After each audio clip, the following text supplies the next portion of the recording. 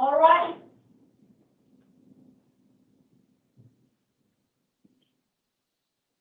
Thank you. Please be seated.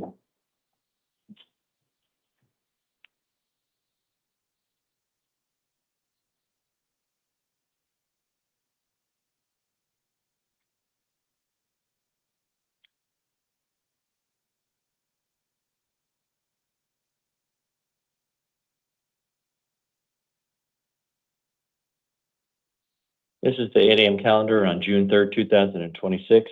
Orders are given on the first of the month regarding the taking of DNA and fingerprints. Those orders remain in effect today. What that means for you in the courtroom is this: not every single one of you has to give your DNA or your fingerprints. If you have to do that, those orders are going to be on your paperwork. My name is Commissioner Beck. I'm here to do a few things for you.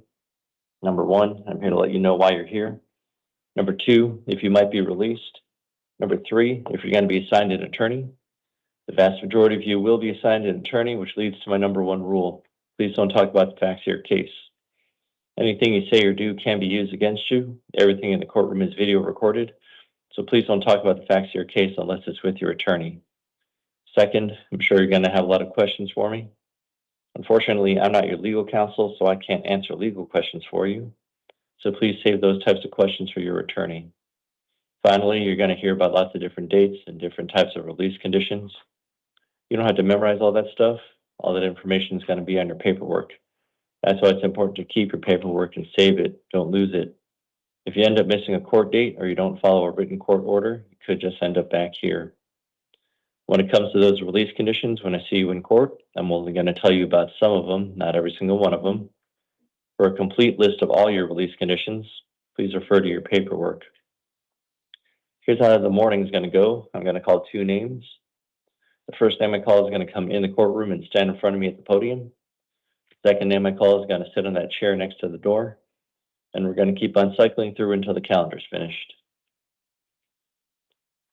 I'm now going to read the victim's rights advisement. If you're the victim of a crime with a case pending before this court, you're advised that you have rights under Arizona law that, among others, include the right to be treated with fairness, respect, and dignity, to a speedy trial, to be present at court proceedings, to choose whether or not to be interviewed by the defendant or the defendant's attorney, to be heard before the court makes a decision on release, negotiation of a plea, scheduling, and sentencing, and to receive restitution from a person who's convicted of causing you loss. If you have not already been provided with a written statement of all victims' rights, please contact the Victim Services Division of the Prosecutor's Office.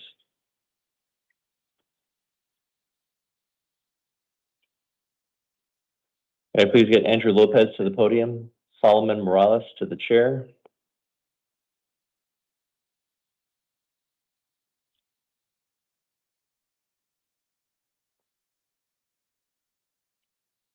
Name and date of birth, please. Andrew Lopez, May 1st, 1986. Thank you. You're here today on a Superior Court arrest warrant. Probable cause was previously found for 2 counts of aggravated DUI, Class 4 felonies. These were alleged to have occurred back on April 11th of 2026. I'm assigning you an attorney. Your next court dates are June 9th, 10th, and 11th in the Downtown Superior Court. Because it's been alleged that you committed this offense while you're out on release for another felony offense, you're going to be held non-bondable on this matter. So again, your next court dates are June 9th, 10th, and 11th, and you're going to be held non-bondable. Do you have any questions for me? No, Your Honor. All right, thank you. Please go ahead and step to your left for your paperwork. Solomon Morales to the podium. Alejandro Gonzalez to the chair.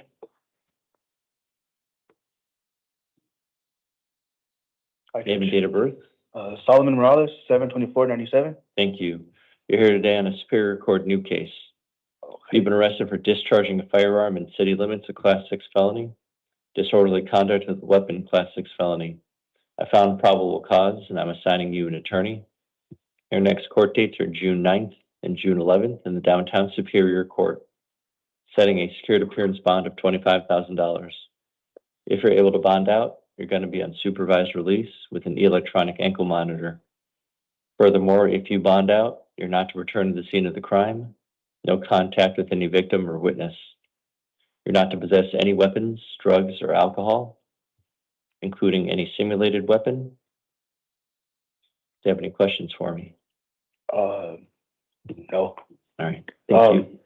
Sorry, what was the third option I could do to, sign out, my acknowledgements? That's what it's called?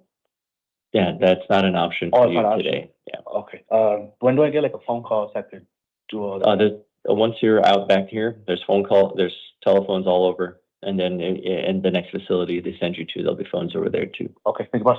Thank you. Alejandro Gonzalez to the podium. Cameron Patterson to the chair. Name and date of birth, please. Alejandro Gonzalez Lucania, July 28, 1992. Thank Your you. Honor, I have a question before. All right, sir, you'll have time for questions after I go through my thing, all right? I'm sorry. No worries. All right, sir, you're here today on a Superior Court new case. You've been arrested for possession of a weapon by a prohibited person, Class 4 felony. Possession of a weapon during the commission of a drug offense, Class 4 felony. Possession of narcotic drugs, Class 4 felony. Possession of dangerous drugs, a Class 4 felony. I found probable cause and I'm assigning you an attorney. Your next court dates are June 9th and June 11th in the downtown Superior Court. Setting a secured appearance bond of $10,000. If you're able to bond out, you're not to possess any weapons, drugs, or alcohol. All right, sir. You had a question for me? I was question because I have two newborns in the house, man. I have a 2-month-old and I have a 1.5-year-old. I have no mother. The mother's not in the picture. I have custody of my kids, man, and I'm trying to fight this. And I know I made a mistake. I know I'm totally responsible for it. I just would like to see if I try to get any leniency in your behalf, because I gotta take care of my kids, man. And there's no, this is hard. It's just really, really hard. It's hard, and life's hard out there. And just, I just want to see if you can find any leniency in you. All right, sir, I hear you. Here's the thing. There's a list of about 12 things I need to take into consideration when setting or when considering release conditions. One of those things is your criminal history. And so, sir, I'm noting here that you have 5 prior felony convictions, including a prior for armed robbery. You also have a failure to appear. That's all that I also need to consider. And so, given all these things, I also need to consider the types of charges that you're currently facing in relation to what your prior felony charges are, and what could possibly happen at trial if the county attorney's office goes ahead and charges this case officially. And sir, the unfortunate thing is, if this case gets charged and you lose at trial, you become a Category 3 offender, and you'd be going to prison for a very long time, double digits. And so, given that level of possible, and this is all alleged, given that level of possible imprisonment, I have to take that into consideration as well as to how serious to consider these charges. And so, sir, unfortunately, because of that, I'm going to be affirming the bond that I've stated to you now. But I do hear you. I'm hoping that once this case is taken care of, sir, you do right by your daughters. But, sir, at this point, given your criminal history and your prior failure to appear, I'm going to affirm the bond at this time. All So right. not even take consideration that I don't have my kids don't have a mother. She's been out of the picture. I've been trying to struggle. I've been struggling on my own. I understand that, you know what, I didn't make this. I did because this error, this bad error, man. I know. I just don't want the court to see me as a form of my past. And I know this doesn't help me whatsoever, man. But it's just life is difficult out there, man. Life is difficult, especially for somebody like me with a criminal past. And it's just difficult, dude. I understand you. And like I said, I hear you. And seems like we're holding the past against you, but sir, unfortunately, the way that the legal system is set up, if you do have that legal history, then those are things that stack up against you in trial, and any offer that the county attorney's office makes to you. It's all built into it. And that's part of the statutes that we're able to consider, and that's part of the policies that the county attorney is able to consider. So, sir, unfortunately, this is what the bond is going to be at this time. I would urge you to talk to your defense attorney to possibly file a motion later to get that bond changed. But for now, sir, this is what the bond is going to be. So my bond's 1,000, 10,000. You can use a bond company, so I don't want you to think it's just 10%. It's between 10 and 15% plus fees. Don't people forget about the fees, but you can use the bond company. It's not a straight cash bond. Okay. All right, sir. Okay. Go ahead and please step to your left for your paperwork, sir. Cameron Patterson to the podium. Dominic Avalos Rodriguez to the chair. Name and date of birth, please. Cameron Patterson, 06/20/2003. Thank you. You're here today on a Superior Court new case. You've been arrested for unlawful flight from law enforcement, a Class 5 felony. I found probable cause, and I'm assigning you an attorney. Your next court dates are June 9th and June 11th in the downtown Superior Court, setting a secured appearance bond of $10,000. If you're able to bond out, you're going to be on supervised release with an electronic ankle monitor.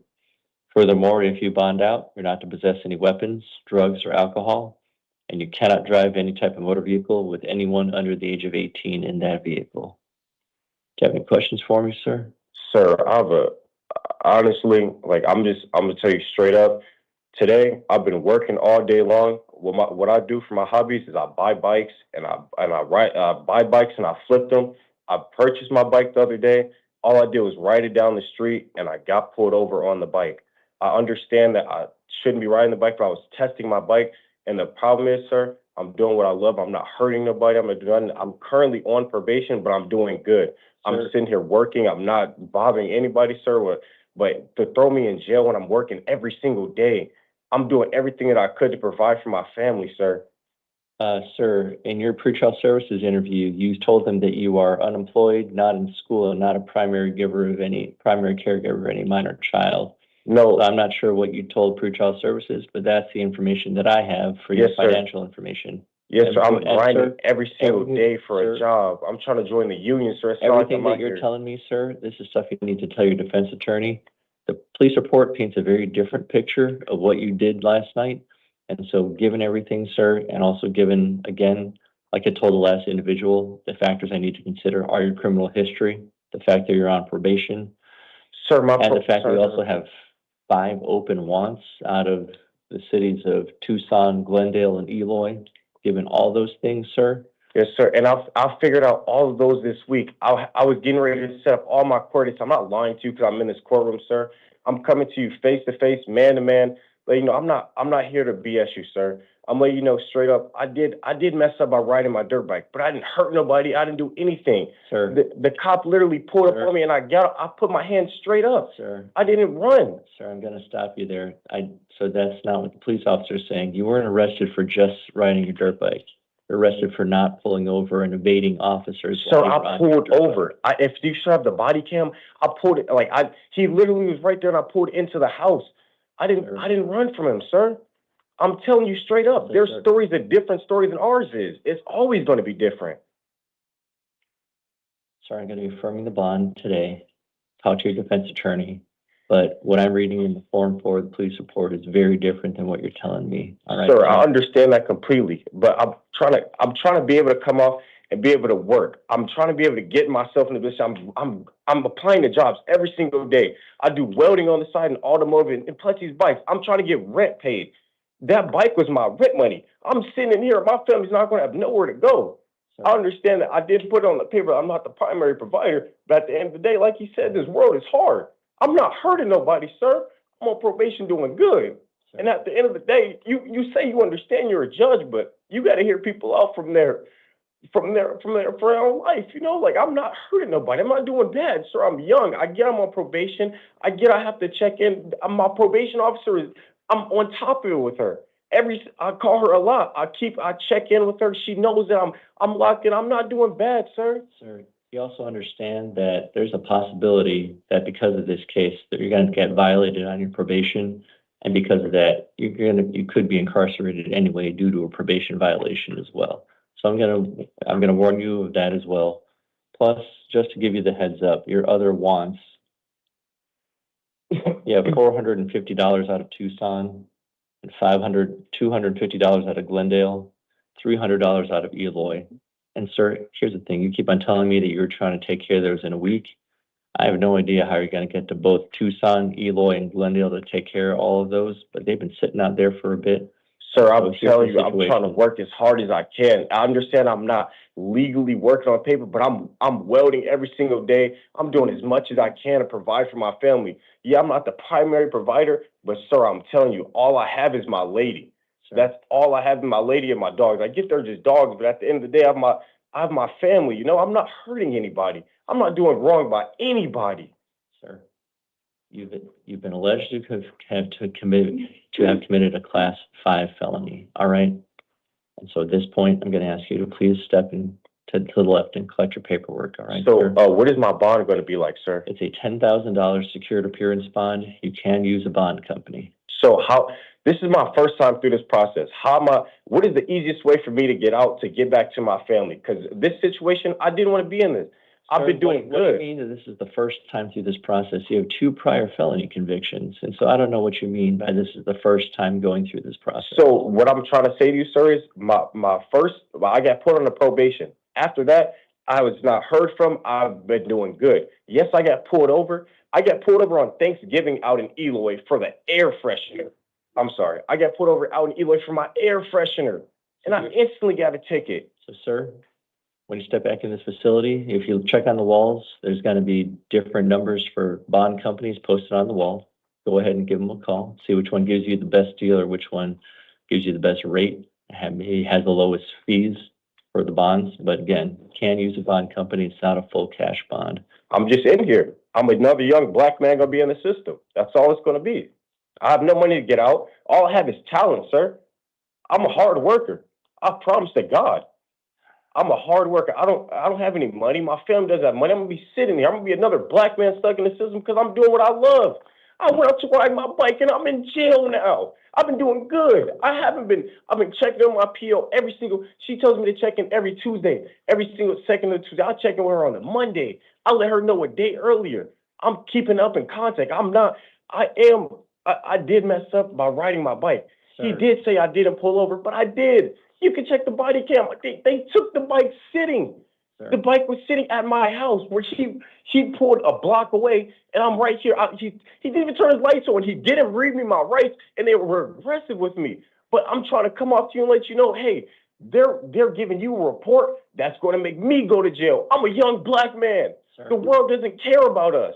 Sir, at this point, we're just repeating ourselves. I don't know what else I can tell you. I'm repeating myself to you, sir. I'm sorry to interrupt you, to let you know, get my point across. So I've never been able to talk, been able to speak in a courtroom. And I'm thankful and I'm glad you are letting me speak because, sir, when I'm telling you, I'm not a bullshit person. I'm sorry for my language, but I don't bull. I don't bull around. I get up at 7 in the morning and I try to work to provide for my family. I'm 22 years old, but at the end of the day, I still try to provide for my family. I haven't been doing wrong. I haven't been doing wrong at all, sir. I literally got my bike to ride it and I got arrested. My bad for crying. I'm sorry, bro. But at the end of the day, bro, I'm doing what I love and I'm not hurting nobody, bro. All right. So I've heard you. Number one, no need to apologize. But at this point, I've given you an opportunity to speak, and I have heard you. I'm going to affirm my orders. I got to see these other individuals after you, sir. You can't figure yourself out for my bond, bro. I'm the youngest one here. I still have my whole life ahead of me, bro. Come on. Sir, and you still will. All right, sir. You putting me down like this is Paperwork. sir, what I'm trying to tell you is you taking me away from my family right now. It's not going to help me. I'll do anything in my power that gets back to my family. My family's going to lose their house. You get what I'm trying to say? That's what I worked hard for. Yeah, I don't have a job now, but I worked hard for that house. I worked hard for you, sir. Sir, please.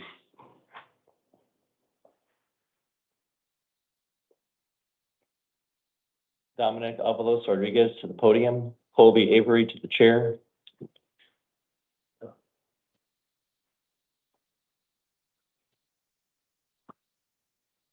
Name and date of birth, please. Dominic Avalos Rodriguez, 8/13/1991. Thank you. You're here today on 2 failure to appear warrants. Sir, I'm not assigning you a new attorney. You're going to go back to your original attorney. Your next court date's going to be June 9th and June 11th in the Downtown Superior Court.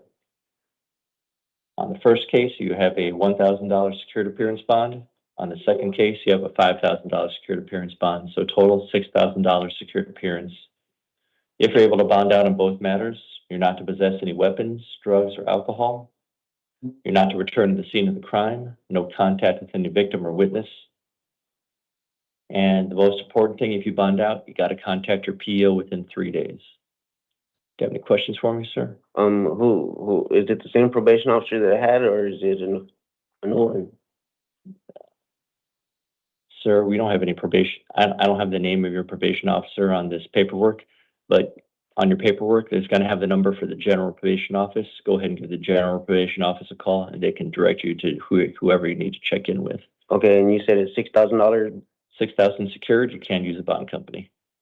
Okay, so that's 10%. It's between 10 and 15% plus fees.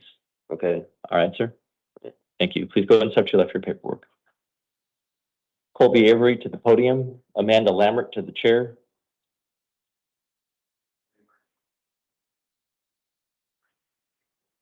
Name and date of birth, please.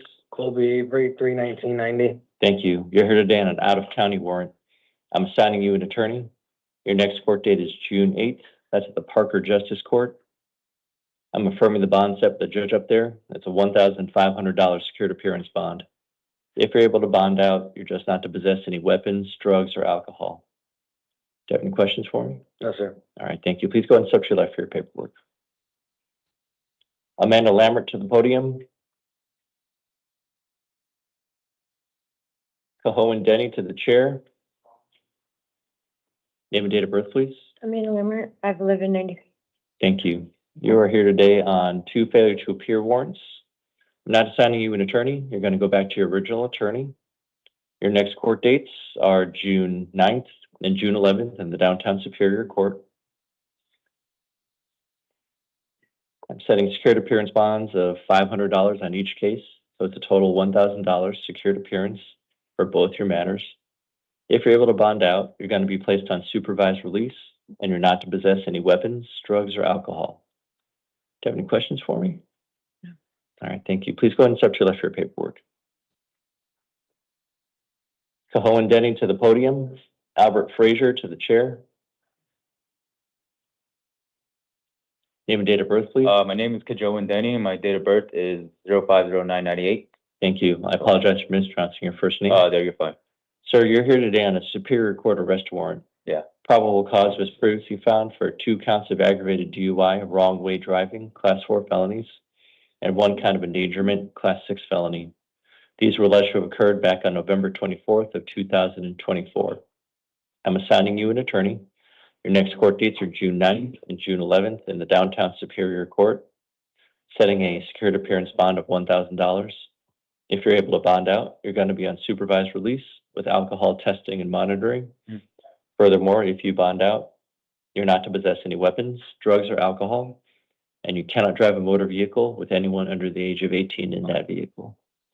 Do you have any questions for me? Oh, yeah.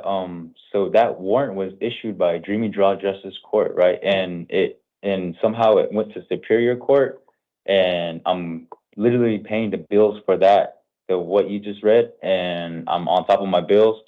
And I went to the Dreamy Draw Justice Court, and she got that revoked. So I don't know what's going on, and I never got no mail and no nothing. I was in a... So you're not going to get any mail for this because This is the direct complaint warrant. Basically, the draw officers went straight to a judge to find probable cause without you. They found probable cause, and then they should have sent. And then let me check your.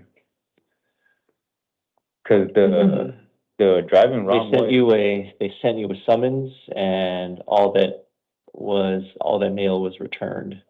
What address? Because I moved to a different location. I'm at 1225 North 40th Street. So I didn't know about anything, to be honest. This was sent to 1944 West Thunderbird Road. No, that's not. So here's the thing, though. When you were initially arrested for this and gave your address, the paperwork says you're supposed to keep officers. That was in 2024. After that, I got into a really bad accident at work, so I wasn't working, and that's. Sir, let me finish. Yeah, go ahead. You were supposed to update officers with any new address once you moved, so that if there were any summons that were sent to you, that it could have gotten to you. All right. But regardless of whether you showed up on the summons on your own or this, there's still going to be a bond attached to it. The reason that it's gonna go to downtown to Superior Court instead of Dreamy Draw, because Dreamy Draw doesn't do felonies. Okay. And so now you have a felony case. Okay, so what's 15% of 1,000? Like 350 maybe? It's between 100 and 150 bucks. Okay, so I'm getting released today and I just have to bond? No, You're not so you're bond? not getting released. You have to pay before you're released. Okay, so how much is it? So you have $1,000 bond. Uh-huh, So it's 10 to 15% plus collateral plus fees. so I say like 350? I have no idea. It's up to every bond company is different. Shoot. Because I just got a new job and a new apartment. I don't wanna, you know, I understand, sir, but yeah, you have new felony charges, so. that's crazy. So like, how do I do about this bond thing? Sir, there's, on the wall, you're gonna see some phone numbers of different bond companies. Go ahead and give them a call, see which ones are willing to help you out and gives you the best deal. Okay. Albert Frazier to the podium, Randy Kinney to the chair.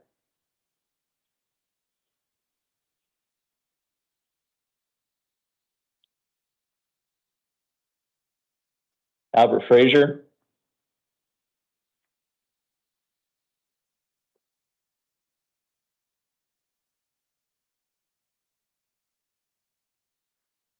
Name, date of birth, please. 5/10/995. Your name, please. Albert Lee Fraser III. Thank you. You're here today on a failure to appear warrant. I'm not assigning you a new attorney. You're going to go back to your original attorney. Your next court date's going to be June 10th in the downtown Superior Court, setting a cash bond of $1,000. If you're able to bond out, you're not to possess any weapons, drugs, or alcohol. Most important thing, if you bond out, you got to contact your PO within 3 days. Do you have any questions for me? No, sir. All right, thank you. Please go ahead and step to your left for your paperwork. Randy Kinney to the podium, Jacob Woodruff to the chair.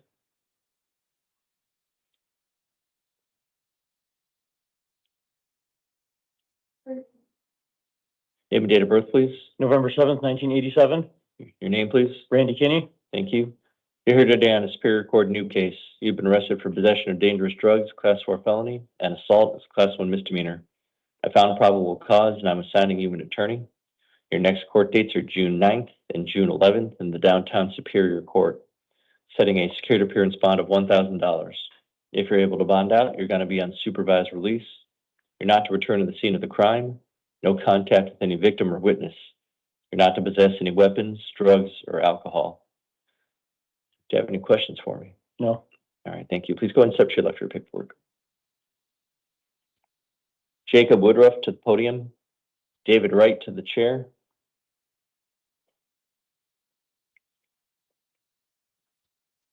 Name and date of birth, please. August 30, 1998. Jacob Woodruff. Thank you. You're here today on 3 probation violation warrants. I'm assigning you an attorney. Your next court date is June 10th in the downtown Superior Court. I am setting secured appearance bonds of $250 on the first one, $500 on the next 2, so I have a total of $1,250 secured appearance bond. Okay. If you're able to bond out on all 3 matters, you're not to possess any weapons, drugs, or alcohol. Most important thing, if you bond out, you got to contact your PO within 3 days. Okay. Do you have any questions for me? No, Your Honor. Thank you. Thank you. Please go and step to your left for paperwork. David Wright to the podium. Denise Watts to the chair.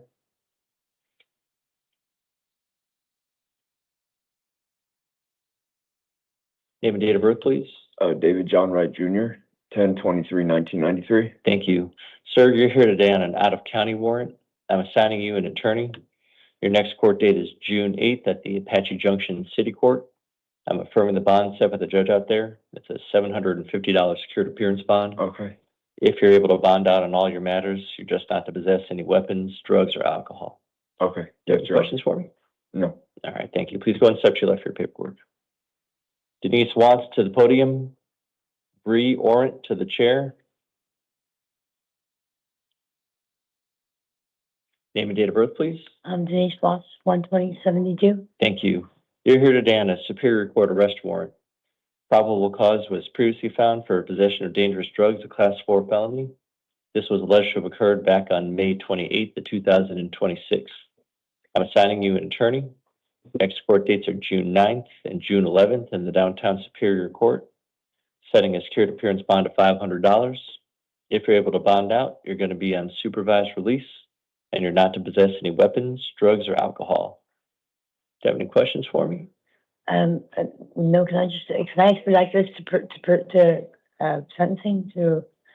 I'm sorry? Can I just get sentencing? Can I just go to prison per se? No, I'm sorry. Do I have to go to court? You got to go to court. I'm sorry. Okay. You can't finish it here. Okay, all right, thank you. All right, thank you. Please step to your left for your paperwork. Bree Orant to the podium. Evelio Orantes to the chair. Name and date of birth, please. Bree Orant, 7/25/1978. Thank you. You're here today on a justice court warrant. I'm assigning you an attorney. Your next court date is June 8th at the West McDowell Justice Court. Ma'am, I'm going to reduce your bond down to $100. If you're able to bond out, you're just not to possess any weapons, drugs, or alcohol. Do you have any questions for me? I don't believe so. All right, thank you. Please go ahead and step to your left for your paperwork. Evelio Orantes to the podium. Jordan O'Connor to the chair.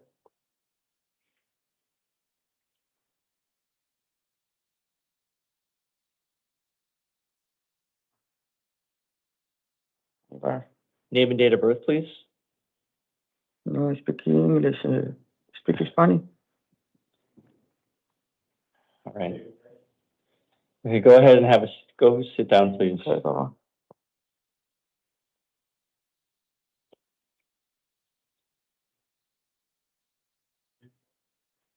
Jordan O'Connor to the podium. Antonio Moreno to the chair.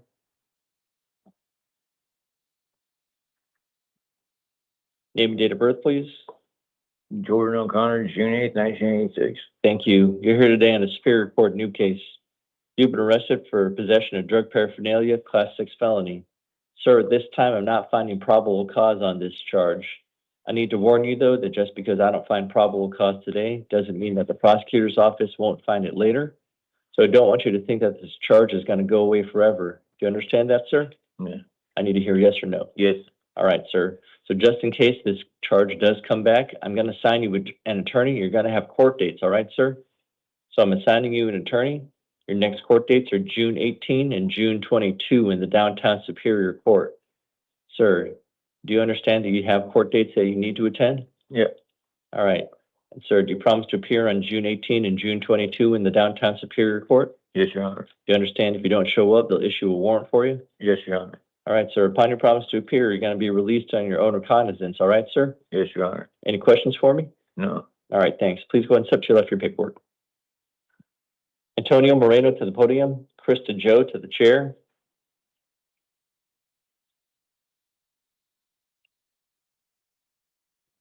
Name and date of birth, please. Antonio Moreno, 3rd, March 12th, 79. Thank you. You're here today on a Superior Court new case. You've been arrested for possession of narcotic drugs, Class 4 felony, possession of drug paraphernalia, Class 6 felony. I found probable cause, and I'm assigning you an attorney.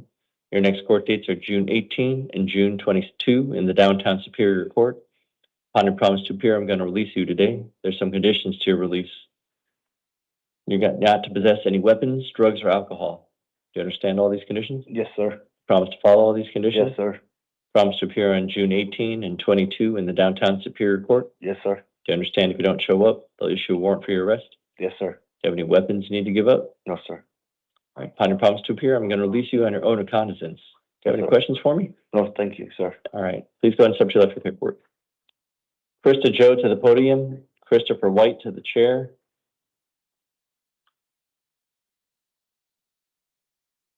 Hello, sir. Hi, name and date of birth, please. Krista Joe, October 09, 1998. Thank you. You're here today on a Superior Court new case.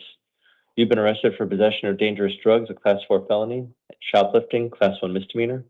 I found probable cause, and I'm assigning you an attorney. Your next court dates are June 18 and 22 in the downtown Superior Court. Upon your promise to appear, I'm going to release you today. There's some conditions to your release. You're going to be on supervised release. You're not to return to the scene of the crime, no contact with any victim or witness. You're not to possess any weapons, drugs, or alcohol, and you cannot enter any Target stores or their premises. Yes, sir. Do you understand all these conditions? Yes. You promise to follow all these conditions? Yes, sir. On your honor. Promise to appear on June 18 and 22 in the downtown Superior Court? Yes. Do you understand if you don't show up, they'll issue a warrant for your arrest? Yes. Upon your promise to appear, I'm going to release you to the supervision of pretrial services. It's your responsibility to call pretrial services once you're out. You have to call pretrial services today or tomorrow during normal business hours. Okay. If you don't call pretrial services, you could end up back here. Do you understand that? Yes. Where do I get the number? It's going to be in an envelope that you're going to get, okay? All Okay. the information that you need is going to be in there. Okay, sir. Do you have any other questions for me? No. All right. Go Thank ahead. you, Please sir. step to your left for your paperwork. Thank you. Christopher White to the podium. Tanya Vaughn to the chair.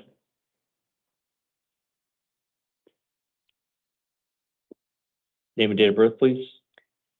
Christopher White, 1697. Thank you. You're here today on a Superior Court new case and 3 probation violation warrants. Sir, as to your new case, you've been arrested for possession of drug paraphernalia, class 6 felony. I found probable cause. I'm assigning you an attorney. Your next court dates are June 18 and June 22 in the downtown Superior Court. For your 3 probation violation warrants, I'm also assigning you an attorney.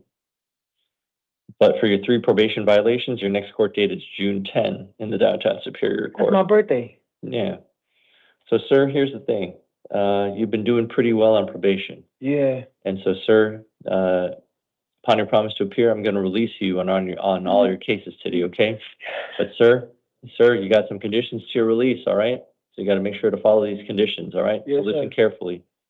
You're not to possess any weapons, drugs, or alcohol. And sir, once you're out, you have to contact your PO within 3 days. Okay. Do you understand all these conditions? Yes, sir. Do you promise to follow all these conditions? Yes, sir. Do you promise to appear on June 10, 18, and 22 in the downtown Superior Court? 18. Yes. Do you understand if you don't show up, they'll issue a warrant for your arrest? Yes. Sir, upon your promise to appear, I'm going to release you on your own recognizance. Do you have any questions for me? No, sir. Sir, please make sure to show up to court, okay? Because if you don't show up to court, you're going to be back here, all right? Okay. All right. Please go ahead and step to your left for your paperwork. Tanya Vaughn to the podium. Brandon Dean to the chair.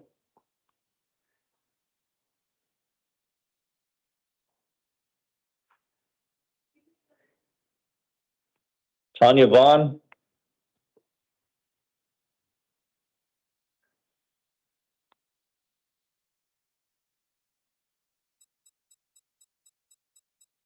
How would you interpreter? Morning, this is the interpreter. Oh, thank you very much. I'm sorry, I'm going to call one matter before yours. Of course. Actually, so Tanya Vaughn to the podium. Evelio Orantes to the chair, please. Name and date of birth. 3/18/78. Your name, please. Tanya Vaughn. Thank you. You're here today on a Superior Court new case. You've been arrested for possession of dangerous drugs, a class 4 felony. Possession or use of a weapon in a drug offense, class 4 felony. I found probable cause. I'm assigning you an attorney. Your next court dates are June 18 and June 22 in the downtown Superior Court. Upon your promise to appear, I'm going to release you today. There's going to be some conditions to your release. You're going to be on supervised release. You're not to possess any weapons, drugs, or alcohol. Do you understand all these conditions? Yes. Do you promise to follow all these conditions? Yes, sir. Promise to appear on June 18 and 22 in the downtown Superior Court? Yes, sir. Do you understand if you don't show up, they'll issue a warrant for your arrest? Yes. Do you have any other weapons you need to give up? Nothing. On your promise to appear, I'm going to release you to the supervision of pretrial services. Ma'am, it's your responsibility to call pretrial services either today or tomorrow once you're out. You have to call them during normal business hours. If you don't call pretrial services, you could end up back here. Do you understand that? Yes.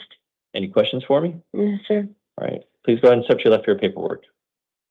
Headphone.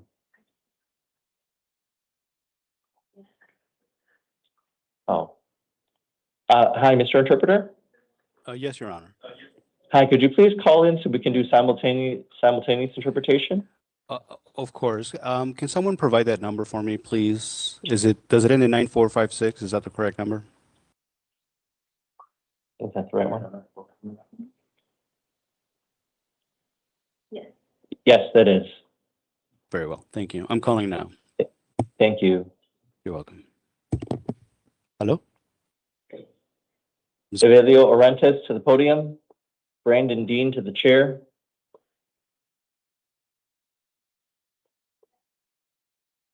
Hello.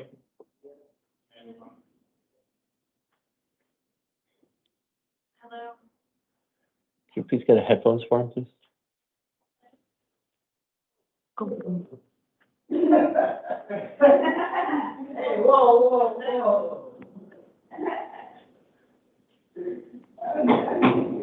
I can't hear you.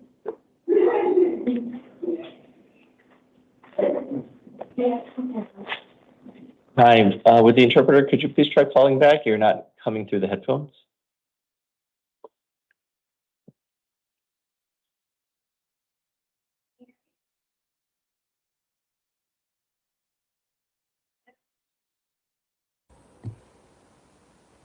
Your Honor, I'm trying to call, but the phone doesn't ring. I'm not sure if it's on your end or my end. It was showing someone's calling. It was showing someone's calling. And then it was showing that somebody was calling, and then I had you on the phone, or somebody on the phone. That was probably me, and it looks like I'm connected. Can you? Am I connected on the headset? You should be. I have you answered. Okay. And it's on. Yeah. Can you hear me on the headset? I can hear you on the headset, but not on my phone.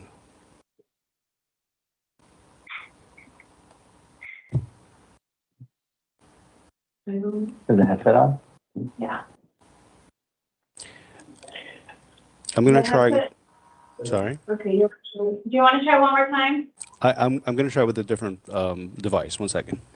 Okay, thank you. You have it. Yes, of course.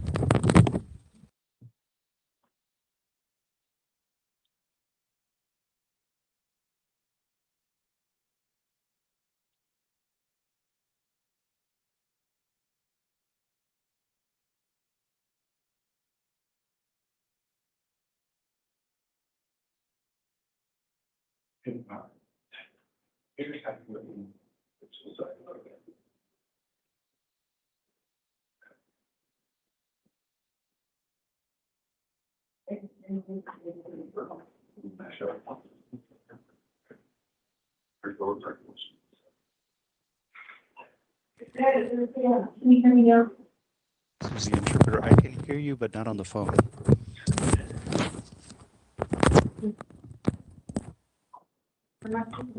Okay. All right. So I guess we can't do simultaneous. We'll just do it back and forth. Yes, Your Honor. All right. Would the interpreter please announce? Good morning, Ricardo Parra, Spanish court interpreter. Oh, I'm sorry, sir. Your volume is a little low? Can you hear me better now, Your Honor? Yes, much better. Thank you. Of course. All right. Sir, could I please have your full name and date of birth? Señor, ¿puede por favor decirme su nombre completo y su fecha de nacimiento? Evelio Mazariegos Orante. Evelio Mazariegos Orante. Evelio Mazariegos Orantes. Evelio Mazariegos Orantes. Sí. Your Yes. date of birth? 10 de agosto del 80. 10 de agosto del 62. 10 de agosto del 80. August 10th of 82. August 10th of 82. Thank you. You are here on a new case in the Superior Court. Gracias. Está usted aquí porque tiene un nuevo caso en el Tribunal Superior. You have been arrested for possession of dangerous drugs, a Class 4 felony, and possession of drug paraphernalia, a Class 6 felony. Usted fue arrestado por estar en posesión de drogas peligrosas, un delito de categoría 4, y parafernalia de drogas, un delito de categoría 6. Mire, la Please droga. stop. Go ahead. You've also been arrested for criminal trespass, a Class 3 misdemeanor. Y también fue arrestado por ingreso ilegítimo en propiedad ajena, a falta categoría 3. I have found probable cause and I'm assigning you an attorney. He determinado que existe un motivo fundado para las acusaciones y he nombrado un licenciado para que lo represente. Your next court dates are June 18 and June 22 in the Downtown Superior Court. Sus siguientes audiencias se ventilarán el 18 de junio y el 22 de junio en el Tribunal Superior en el centro de Phoenix.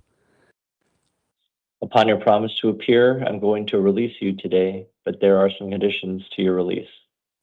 Después de que usted prometa que va a comparecer a esas audiencias, lo pondré en libertad bajo ciertas medidas cautelares.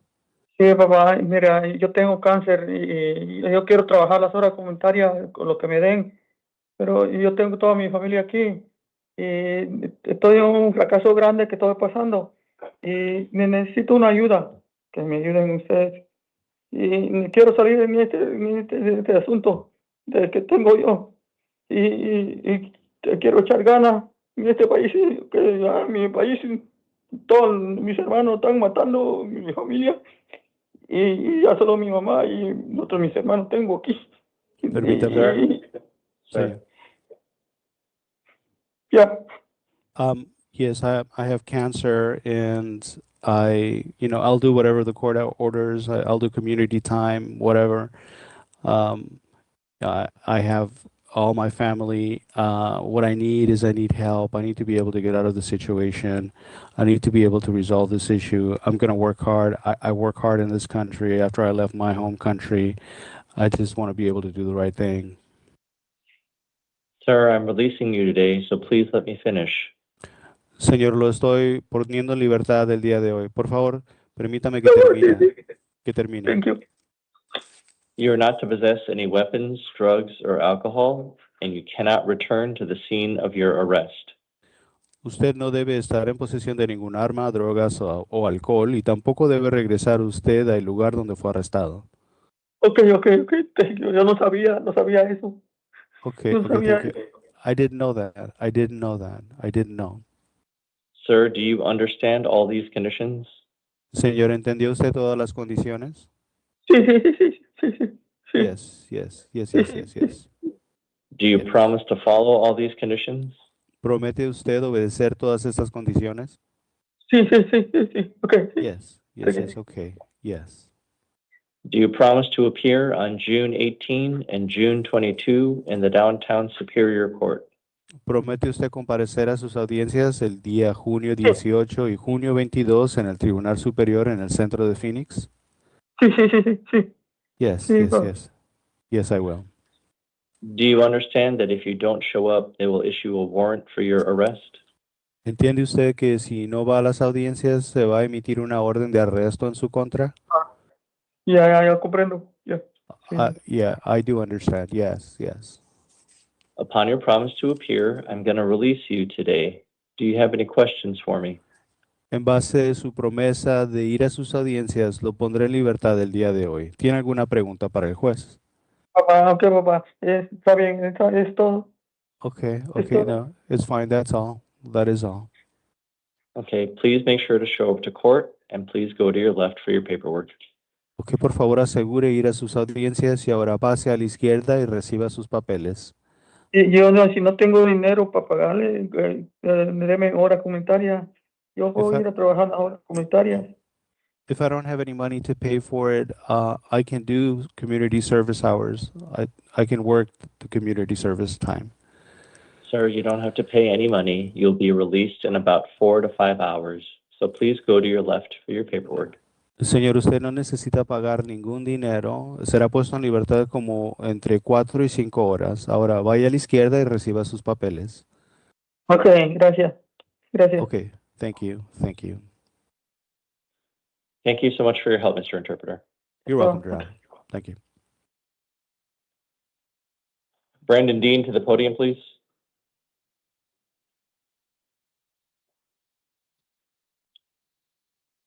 Name and date of birth.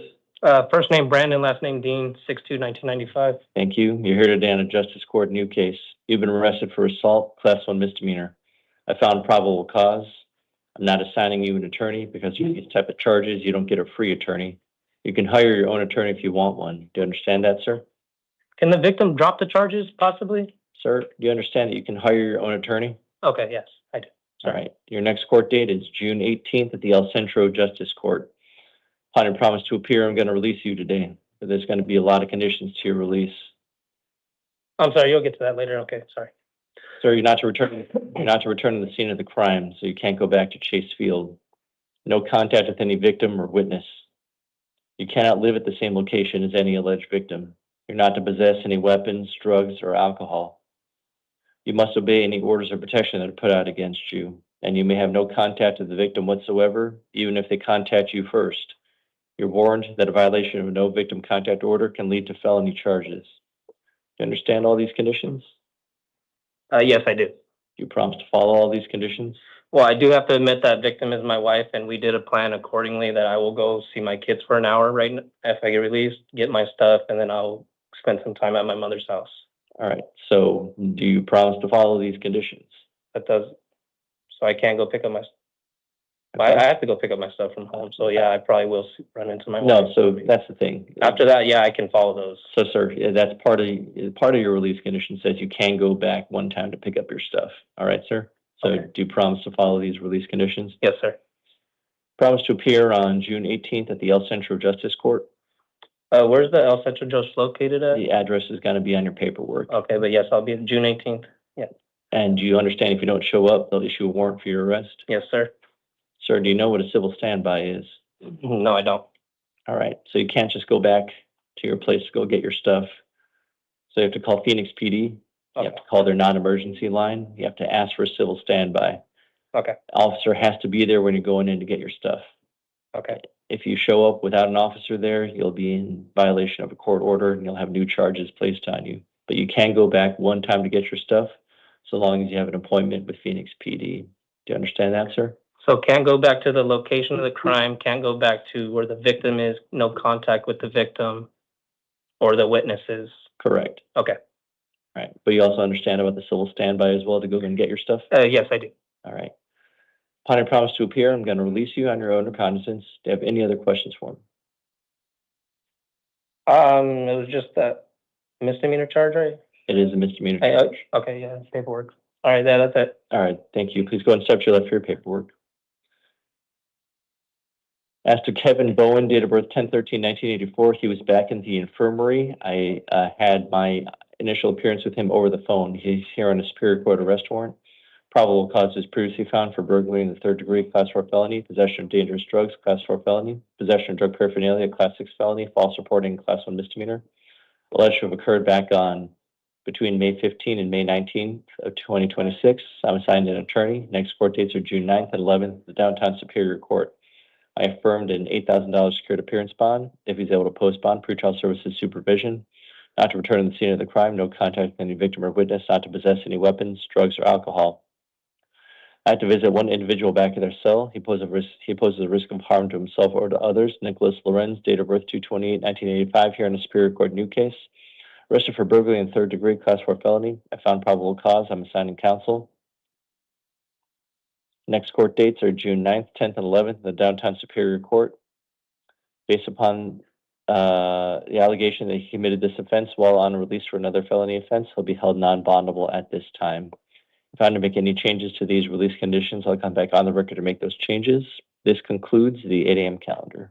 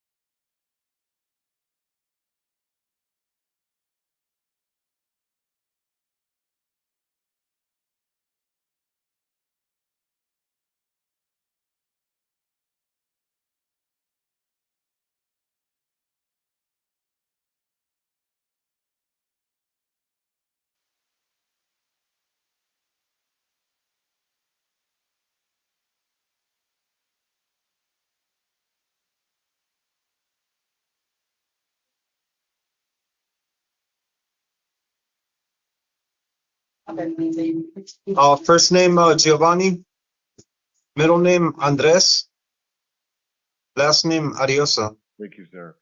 Give me 1 second, okay, sir. Jail, do we have all the misdemeanors in the courtroom? Yes, Your Honor, all but one, Mr. Haas, John, he is in a room. Okay, thank you. All right, ladies and gentlemen, this is the time set for your initial appearance. We're going to go over your charges as well as your conditions of release. Before we do that, let me tell you, you are presumed innocent. You have the right to remain silent. Anything you say can be used against you. You have the right to hire an attorney. In some instances, I might be appointing you an attorney. When you come before me, I will let you know. Mr. Ariosa, I am seeing you today, sir, on a justice court misdemeanor and a city court case. The justice court case, sir,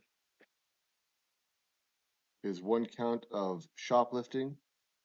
Sir, I also understand that you're being held in the jail on a Superior Court hold. Because of that, I'm going to hold you on a $500 cash or secured bond. I would suggest you not post that only because you will not be released from the jail because of the adult probation hold. I'm going to set court on the Justice Court case for June 4th at 1 p.m.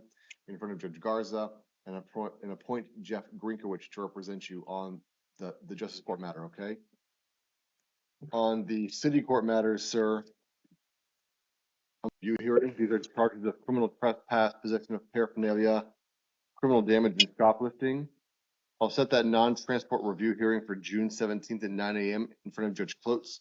I'm going to appoint the City PD's office to represent you. I'm going to release you on this one so I can do that, sir. So you will not need to be present on that June 17th if you're still in custody. If you post bond and are released by probation, you should go to court on June 17th. However, if you're still in custody, you won't need to be there. The City PD will advocate on your behalf without your presence. All right, sir? Yes, sir. Sir, I'm sorry that wrong. I said June 17th. It says June 17th. That's why. Okay. Sorry. So that non-transport review hearing will be July 17th, not June 17th, which makes more sense to me. All right. So I'm going to enter pleas of not guilty on your behalf. And with that, sir, you are excused. Okay, thank you. Just like forms. Ryan? No, back up there. See. They all fit that up. Wow, that's fast. That's it, right? Yes, sir. Hello? Number 4. Hello? Your name, please. Oh, hello. Your name, sir. Oh, my name is Ryan Michael Driggers. All right. Mr. And Driggers. good morning. Good morning, sir. I'm seeing you, sir, for one charge of disorderly conduct. Give me 1 second, sir.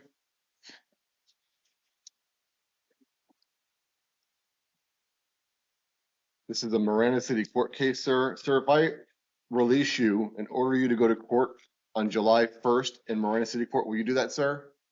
July 5th? July 1st, sir.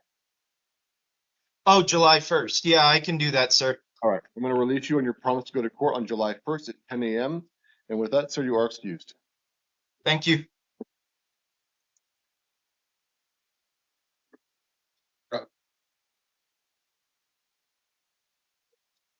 Your name, Morning. please? John Paul Haas. This is a time for your initial appearance.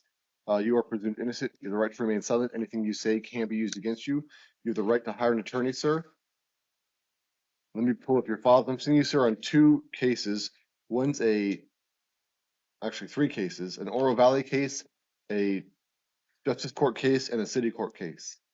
On the Oro Valley case, sir, I'm seeing you on one charge of failure to appear for a charge of shoplifting. I'm going to hold you on a $500 cash or secured bond, set court for June 10th at 10:30 a.m. and appoint Richard Glenn to represent you on this matter. I'm also going to order, sir, that you not go back to the incident location where you're alleged to have shoplifted from, sir. On the Justice Court case, sir, this is also a failure to appear for a charge of shoplifting. Same bond, sir, $500. I'm going to set this in front of Judge Garza for tomorrow, June 4th at 1 p.m. and appoint Jeff Grinkowicz to represent you. Again, I'm also going to order that you not go back to the incident location where you're alleged to have shoplifted if you do post this bond. And last, sir, the City Court case. Sir? This is charges, sir, of, go ahead. Is that, I'm sorry to interrupt you, is that this charge that I just got, or is this another charge and now I have 4 charges? So this is the charge. So yeah, you've got the 2 old charges from Oro Valley and Justice Court. This is a new charge, sir. The new charge, sir, is for disorderly conduct, and public nuisance. What does that mean? Is that 2 charges or is that 1? So you have 4 charges, sir. 2 counts of disorderly conduct, one mean- one count of. Hold on. Wait a minute. I'm sorry, sir. Do I have any felonies? No, sir. Am I- These are all misdemeanors. Am I staying in jail or am I going? Let me finish what I was saying and then. Yes, sir. Of course. Yes, sir. 4 new charges, sir, from Tucson City Court. I'm going to hold you on these charges on a $1,000 cash secured bond. Order you to possess no firearms, surrender any firearms to TPD upon release. Do not go back to the incident location, and I'm going to appoint the city PD's office to represent you. So, sir, you have 3 cases: Oro Valley, Justice Court, and City Court. You have 3 bonds: $1,000 for City Court, 2 $500 bonds for Justice Court and for Oro Valley Court. 3 court dates and 3 different attorneys, sir. If I can pay these fines today, would I be able to? They're not fines, sir. They're bonds. If you can post your bonds, you can be released, sir. Yes. If I can post my bonds, I can be released today. Yes, sir.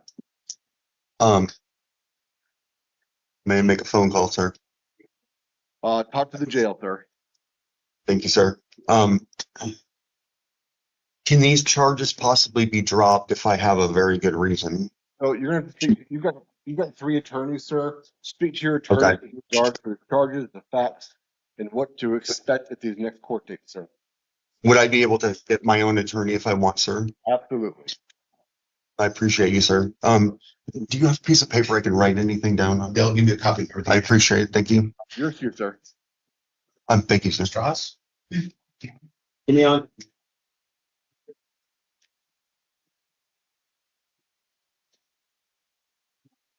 Your name, please. Good morning. Good morning, Your Honor. Your name, please, sir. James Larry Kenyon II. All right. Mr. Kenyon, I'm seeing you on 2 charges of domestic violence, criminal damage. Give me 1 second, sir. Yes, sir.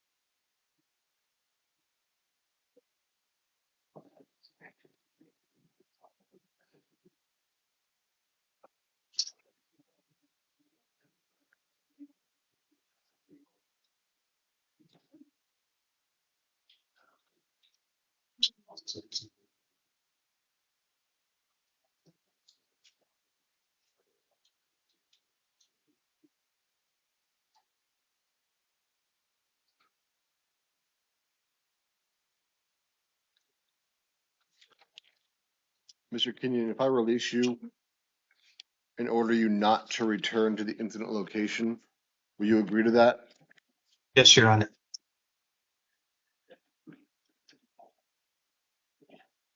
All right. I will release you, sir, with. Your Honor, Yes. I'm his mother, Oh, I'm Jenny sorry. Kenyon. That's okay.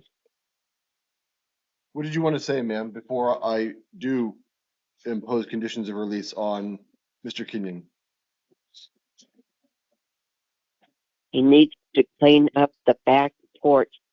He turned all the recliners upside down and he destroyed my back door. Ma'am, hold on. Ma'am, hold on. Right now, we're only discussing his conditions of release. And the only issue is whether or not the court's going to impose bond. And regardless of posting bond, if the court's going to allow contact with you and allow him to return. My inclination, ma'am, was to release him and order him not to return. Are you indicating that you want him back there? Only to clean up that back porch. I am handicapped and he broke the back door. It's a security screen. I can't even go out the back door. And it's just destroyed to the point that I can't get out, and my front is steps that I can barely go down.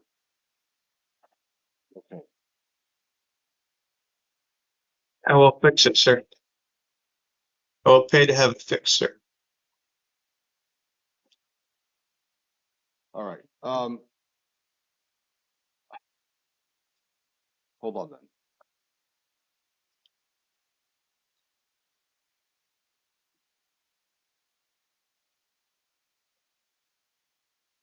All right, sir, I will release you. You'll have court on June 30th in Pima County Justice Court in front of Judge Pesquera.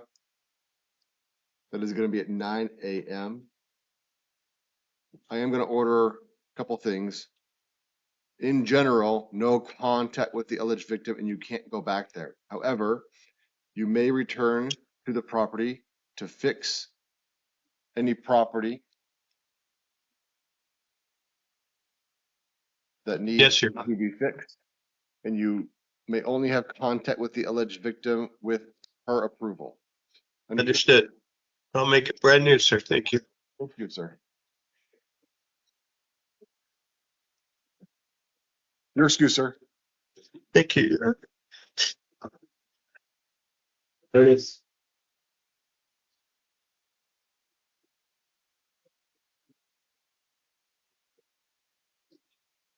Name, please. First mother dear. All right, Mr. Linner, I'm seeing you on a number of justice court cases, sir. These cases involve threats and intimidation, disorderly conduct, criminal trespass, failing to appear on charges of criminal trespass, shoplifting, also criminal trespass, and possession of paraphernalia. It's 5 cases in all, sir. On these cases, sir, I'm going to do the following. I'm going to hold you on a $1,500 cash bond, all concurrent bonds, set court for June 4th, tomorrow at 1 p.m. in front of Judge Garza. Order no contact with any victims. Do not return to any incident locations. And appoint Janet Altschiller to represent you on all 5 matters. All right, sir? All right. All right, sir. With that, you're excused.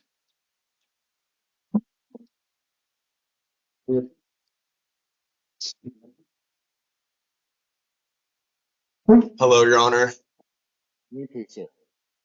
Hi. Your name, please, sir?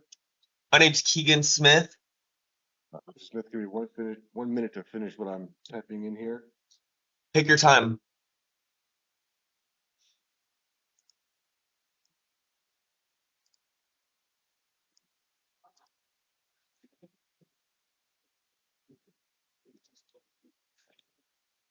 All right, Mr. Smith, I am seeing you, sir, on some city court charges. These are charges of criminal trespass, interfering with the judicial order, and disorderly conduct. Give me 1 second, sir. Yes, sir.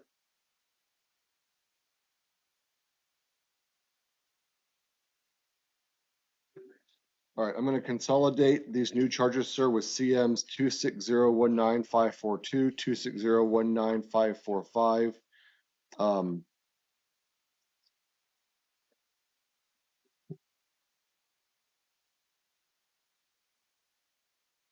going to vacate the June 25th date at 2 p.m., sir. I'm going to hold you on a $2,500 cash bond, sir. Set this in front of Judge Millian, appoint the city PD's office to represent you, and set court, sir, for June 10th at 1:30 p.m. I'm also going to enter pleas of not guilty on your behalf and advise you, sir, that if you do postpone and fail to appear at a future hearing, a warrant can issue for your arrest. Trial can go forward in your absence. If you're convicted of trial and don't appear for sentencing within 90 days, you can lose your right to appeal. That's all, Mr. Smith. You're excused.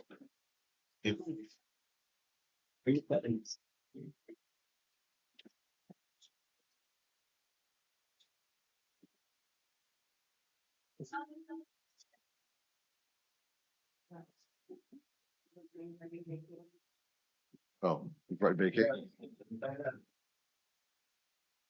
Like crossing it out.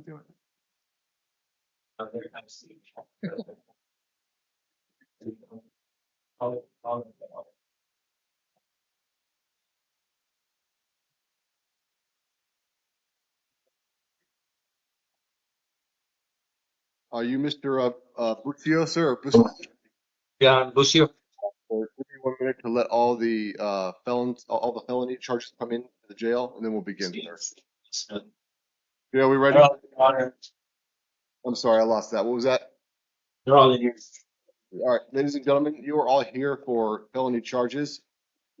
There might be misdemeanors as well. When you come before me, I will let you know. So we're going to go over your charges as well as conditions of release. Before we do that, know you are presumed innocent. You have the right to remain silent. Anything you say can be used against you. You have the right to an attorney. On felony charges, I'll be appointing you an attorney. On misdemeanor charges, I may be. When you come before me, I'll let you know. Before we go over your conditions of release and charges, know that I've reviewed information from law enforcement, pretrial services, and I'll take arguments from both your attorney, Ms. Bustamante, who's sitting next to you, as well as Ms. Goodman. She is present over Microsoft Teams. Mr. Busio, I am seeing you on 3 cases, sir. 1 felony, 2 misdemeanors, 1 out of Justice Court, 1 out of City Court.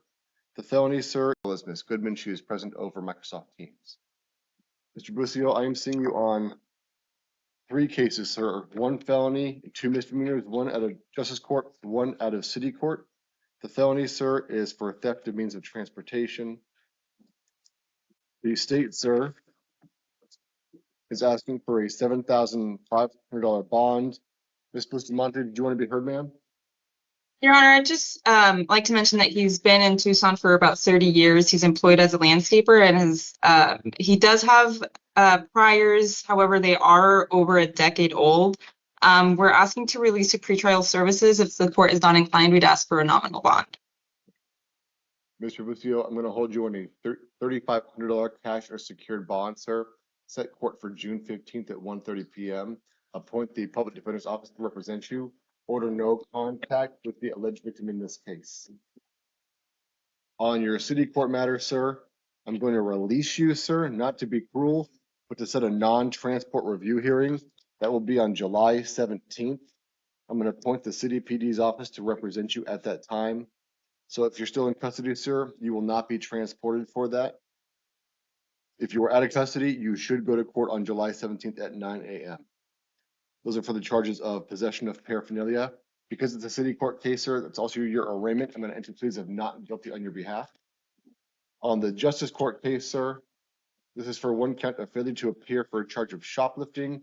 So I'm going to hold you on a $250 bond just to make sure you're getting time credit. Appoint Jeff Brinkowitz to represent you and set court for tomorrow, June 4th at 1 p.m. And with that, sir, you are excused. You. Close.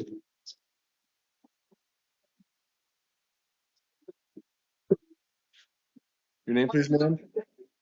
Autumn Lundquist. All right, Ms. Malmquist, I'm seeing you, ma'am, on charges of transportation of a narcotic drug for sale. The state's asking me to impose a $50,000 bond. I'd like both parties to be heard on this. Ms. Goodman, let's start with you. Why such a high bond? What am I missing? Yes, Your Honor, I'll respectfully ask the court to consider the high bond. I do see she has limited criminal history nonetheless. Because it is a sale, she is facing mandatory prison if convicted at trial. But the basis for the recommendation, Your Honor, is the information in the interim complaint that is still an ongoing investigation referencing 2 victims. And that was the main basis, Your Honor. Oh, I see that because of the 2 overdoses. Okay. Yes, Your Honor. Thank you, Ms. Goodman. Ms. Bustamante? Your Honor, we understand that the facts are concerning. However, she has no felony history. She's a lifelong Tucson resident. She has no prior failures to appear in the last 2 years.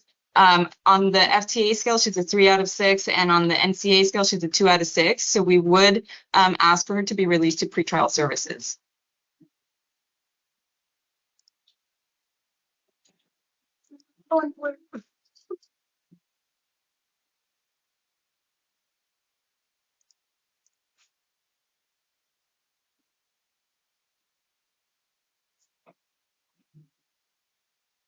The court's going to impose a $7,500 bond, cash and secured, set court for June 15th at 1:30 p.m. Appoint the legal defender's office to represent you at that time, ma'am.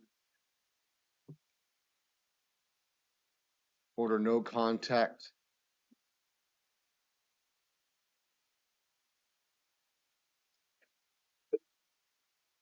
Hold on. No.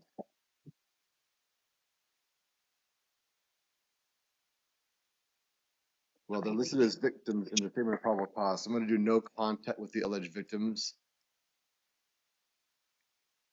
And with that, ma'am, you are excused. Martin,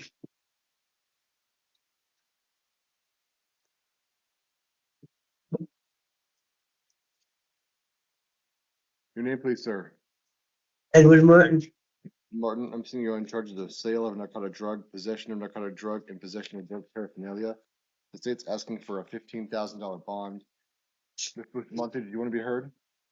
Your Honor, I would just ask for a nominal bond, since I believe there might be a probation hold. Let me double check that. Jail, do we have any information? I didn't see that earlier. No, there's no hold yet, Your Honor, Not yet. yet.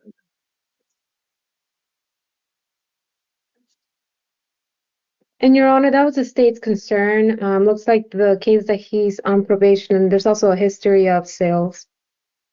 Yeah, I'm going to go with the state's recommendation in this case, Mr. Martin. $15,000 cash secured. Set court for June 15th at 1:30 p.m. Appoint the legal defender's office to represent you. And with that, sir, you are excused. Martinez. Your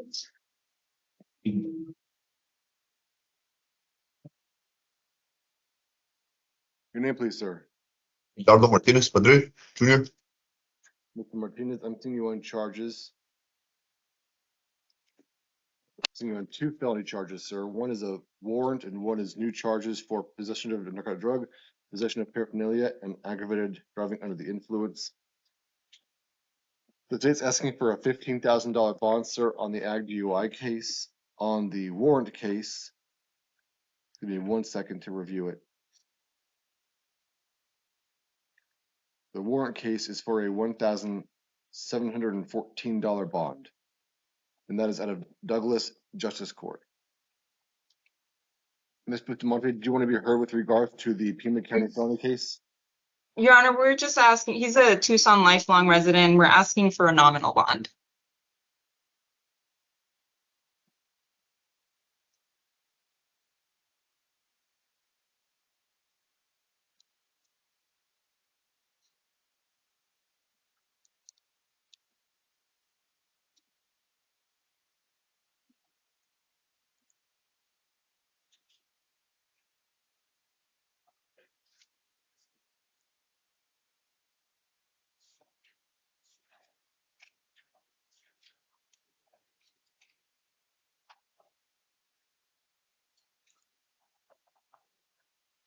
All right.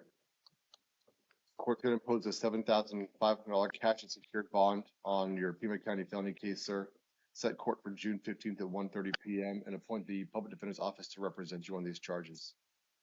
On your Douglas JP court matter, sir, I'll impose the recommended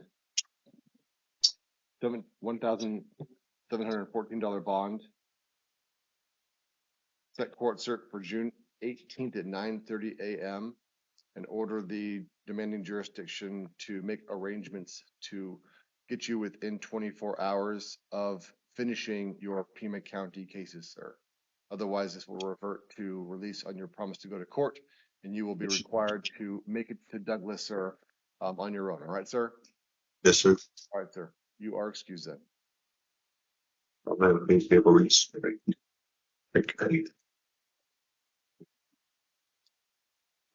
Your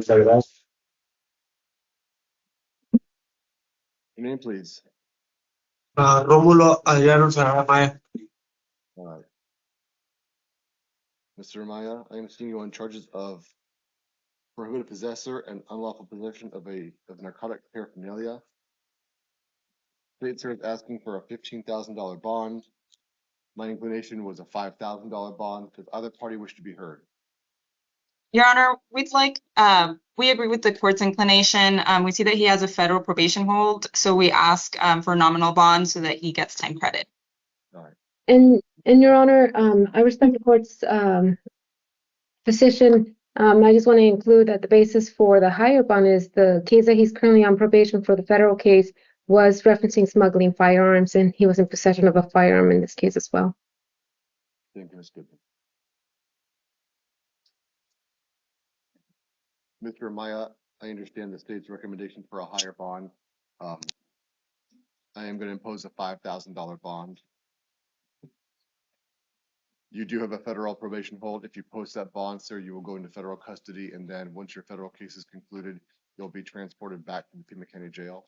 If you do not post a bond, sir, speak with your attorney with regards to how you're going to process through these two cases.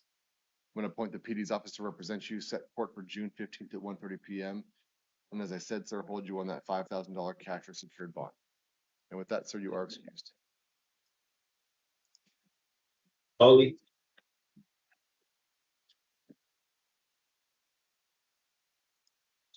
Your name, please, ma'am?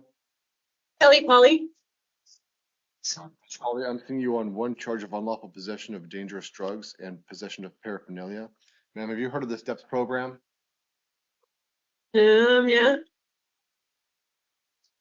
I can go over it again. I've heard of it. Are you interested in seeing if you can participate in it? Yeah, I mean, yeah. That'd be nice. Then I will set a STEP screening, ma'am, for June 10th at 9 a.m. The state's asking, ma'am, that I release you on your promise to appear at court. I'm inclined to do that. Okay. So, ma'am, you're going to be released today. You're going to have a STEP screening on June 10th at 9 a.m. If you do not go to Pima County Superior Court on June 10th, you won't be eligible for the screening, and this will just simply be treated as a class 4 felony, okay? We'll set a preliminary hearing on July 18th at 1:30 p.m. and the point. Sorry, ma'am?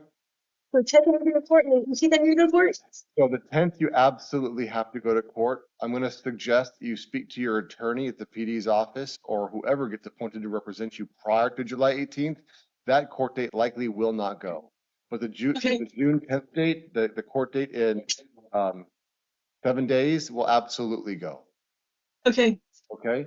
Ma'am, if you need any support prior to the rest of your day or week, there's a transition center attached to the Pima County Jail. If you follow the blue line, you'll walk right into this building that will help you with any support you might need, whether that be drugs, housing, employment, anything, okay?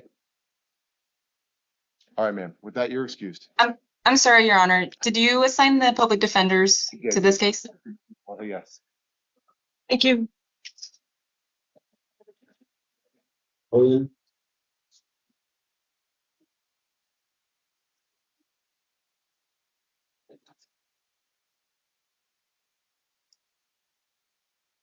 Your name, please, sir. Your name. Alton Roland. Mr. Rowland, I don't know if you were able to hear what I just discussed with Ms. Polly. Were you able to hear that, sir? Yes, sir. Are you also interested in doing the STEPS program? Yes, sir. All right.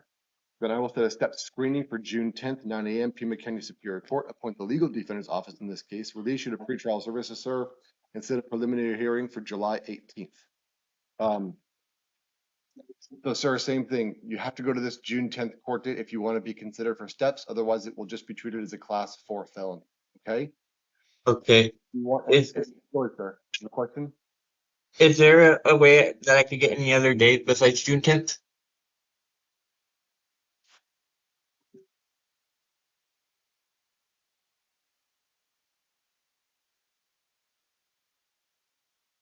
Sir, not at this time. I don't know how often our STEPS program runs. I know it's going to be running on June 10th at 9 a.m.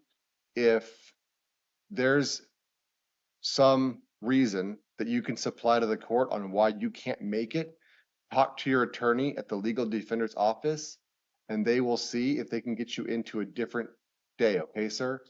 Okay. The important thing for you would be to communicate with your attorney with regards to why you may have a hard time making it to this screening on June 10th. Okay. Right? Yes, sir. Or if you need any help in the meantime, there, as I told Ms. Polly, there is a transition center attached to the jail. If you follow the blue line when you leave this morning, it'll lead you directly to it, okay? Okay. Yes, sir. With that, you're excused. Thank you. Yes, sir. Russell?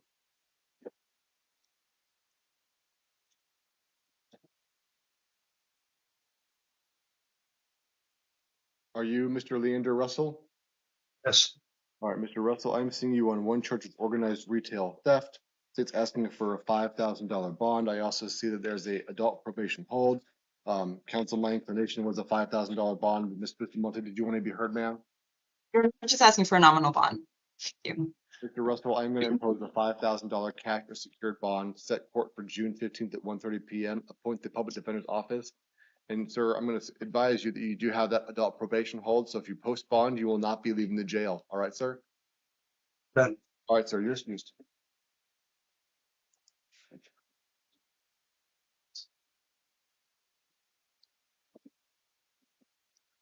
Oh,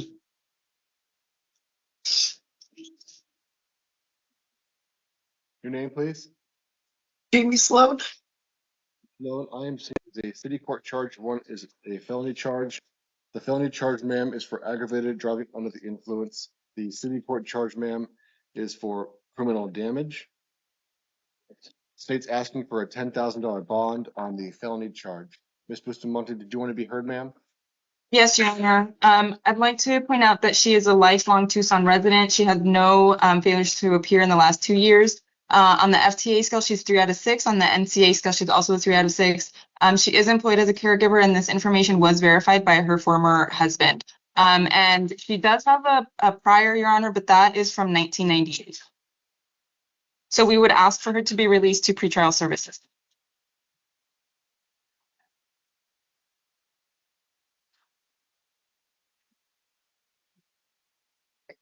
And Your Honor, I do know those priors, but she did have 2 DUI convictions in the misdemeanor jurisdiction. But looking, there must have been additional law enforcement contact as her, or that's just my assumption, as it does report that her license was suspended last month.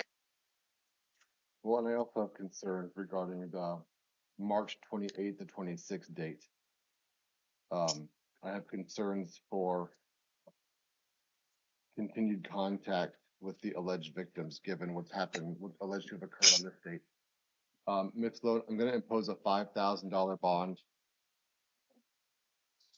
on these felony charges. Set court for June 15th at 1:30 p.m. Appoint the public defender's office to represent you. I'm going to order, ma'am, no contact with, actually, I'll wait on that one. This one has no victims. If you do post bond, ma'am, no alcohol, no illegal drugs. On your city court case, ma'am,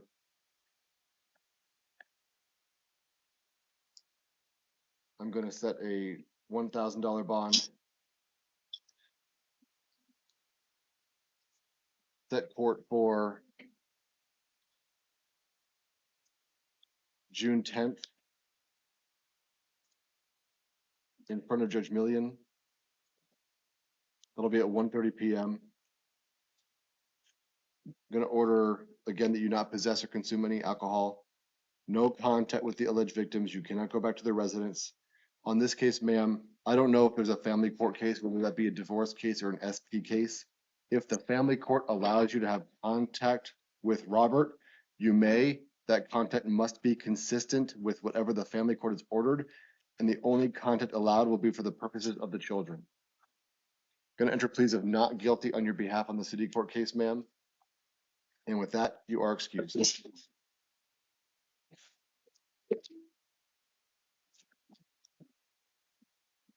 what's your,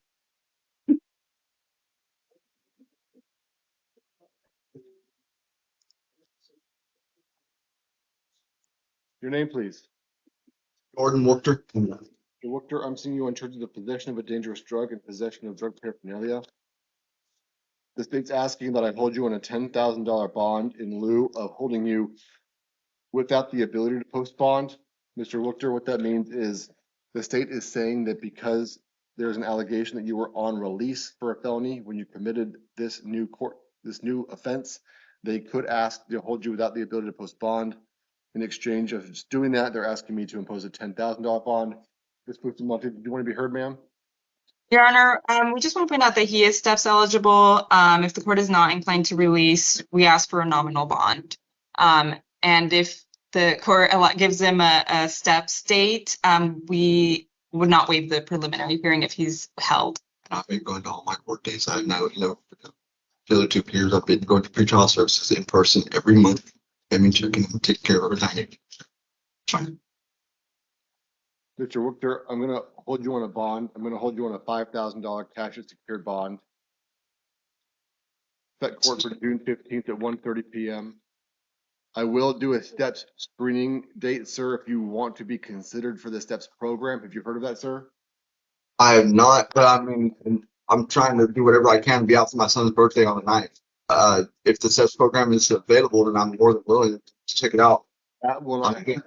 So in order to be out for your son's birthday, sir, you'll have to post this bond. It's a $5,000 cash secured bond. Is there any? Go ahead. My apologies. My apologies. Go ahead.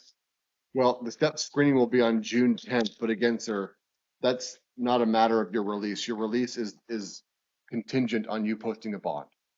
100%. I understand that. Is there any way that, like, financially this can be like dropped down a little bit potentially? We just paid rent. I just posted. I mean, $5,000 is not within my range, and my wife, I could easily put them together, but not that much. That's all I'm saying. So I'm just asking. Yeah, I understand. So your attorney at the legal defender's office can file a motion to modify your conditions of release, ask the court to lower your bond. As of now, sir, it's $5,000. The steps screening will be June 10th at 9 a.m. Your preliminary hearing will be June 15th at 1:30 p.m. And with that, All right. What is that steps program, if you don't mind me asking? Sure. It's a program that allows the state to dismiss these charges if you go through drug treatment and counseling required by the Superior Court. Okay. And we'll see if you're eligible for it on June 10th, sir. Thank you.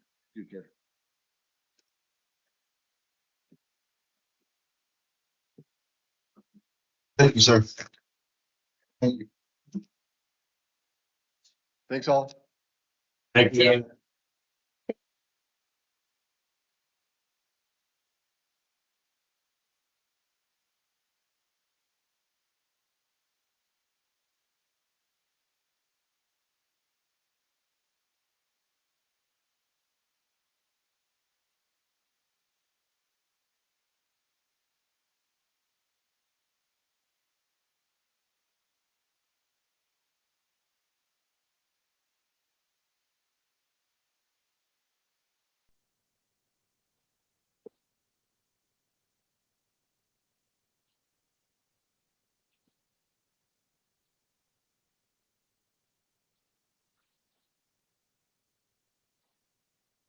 All right.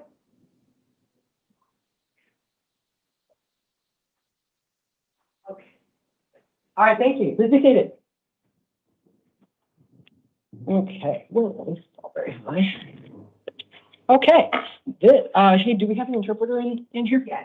Okay, great. Can the interpreter hear me? Yes, Your Honor. Good morning. Good morning. And I think we're going to need to do consecutive for this opening bit because we've got at least 2 people, right? Yeah. Correct. 3. Oh, we have 3? Okay. All righty. And I'm just going to go through the whole victim's rights advisement at once. Do you have the translation there with you? I do, Your Honor. Excellent. Thank you. This is the 11 a.m. initial appearance calendar for June 3rd, 2028. The court's orders for the taking of fingerprints and DNA samples made on the 2 a.m. calendar on the 1st of the month will also apply to these hearings. Esta es la lista de comparecencias de las 11 de la mañana del día 3 de junio 2026. Las órdenes sobre la toma de huellas dactilares y muestras de ADN emitidas. One second, we're going to try to kill that.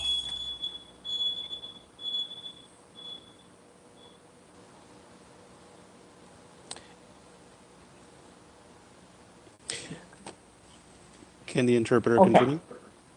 Let's see. Sounds like we're okay. Okay, try it again. Oh, thank you. La orden judicial emitida el primer día de este mes en la primera lista de comparecencias también aplicarán a las causas del día de hoy. All right. Before we begin, I'm going to read the victim's rights advisement for any victims who are listening either online or present at the building. Antes de empezar, voy a leer el aviso sobre el derecho de víctimas ah, y ofendidos. Por favor, escuche si está conectado. If you are the victim of a crime with a case pending before this court, you are advised that you have rights under Arizona law that, among others, include the right to be treated with fairness, respect, and dignity, the right to a speedy trial, to be present at all court proceedings, to choose whether or not to be interviewed by the defendant or the defendant's attorney, to be heard before the court makes a decision on release, negotiation of a plea, scheduling, and sentencing, and to receive restitution from a person who is convicted of causing loss. If you've not already been provided with a written statement of all victims' rights, please contact the Victim Services Division of the Prosecutor's Office. Si usted es la víctima en un caso en proceso ante este tribunal por la presente, se le informa que goza de determinados derechos según las leyes de Arizona, que incluyen, entre otros, el derecho al trato justo, respetuoso y con dignidad, el derecho a un proceso sin demora, de hallarse presente en todas las diligencias sobre este caso ante el tribunal, el derecho a decidir si permite que el inculpado o su abogado lo entreviste a usted, a declarar antes de que un juez determine las medidas cautelares, antes de la negociación de un convenio resolutorio, la programación de audiencias judiciales, la imposición de la pena y el derecho a la reparación por la parte responsable de inferir sus daños. Si no ha recibido una guía escrita de los derechos de ofendidos y víctimas, sírvase a llamar a la sección de servicios para víctimas y ofendidos de la oficina de la Fiscalía del Condado. All right, Mr. Filomeno Vargas, will you please come to the podium? Señor Filomeno Vargas, por favor, pase al podio.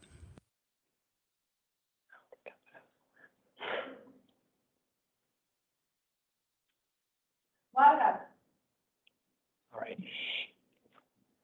And so that everyone knows, we now have a signature pad on the podium. So after I get your name and date of birth, I'm going to ask everybody to sign on the pad to acknowledge receipt of your paperwork. Para que todos estén enterados, ahora tenemos una pantalla para que usted dé su firma digital, así es que después de que les pida que me digan su nombre y su fecha de nacimiento, les voy a pedir de que firman esa pantallita para indicar de que ustedes han recibido sus documentos. All right, sir. May I have your full name and your date of birth? Sí. Juan Filomeno Vargas, 8 de marzo del 82. Juan Filomeno Vargas, March 8th of 82. All right, and sir, could I have you sign on the pad slowly your full name? Yes.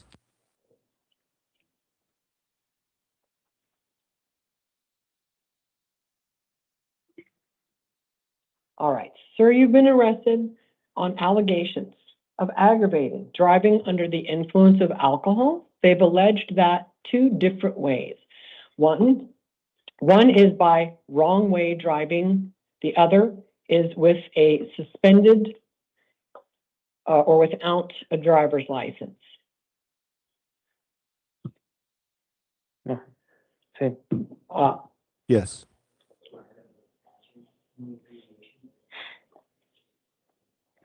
All right, so each of those methods is a class 4 felony under Arizona law, and I do find that the police provided probable cause for both of those.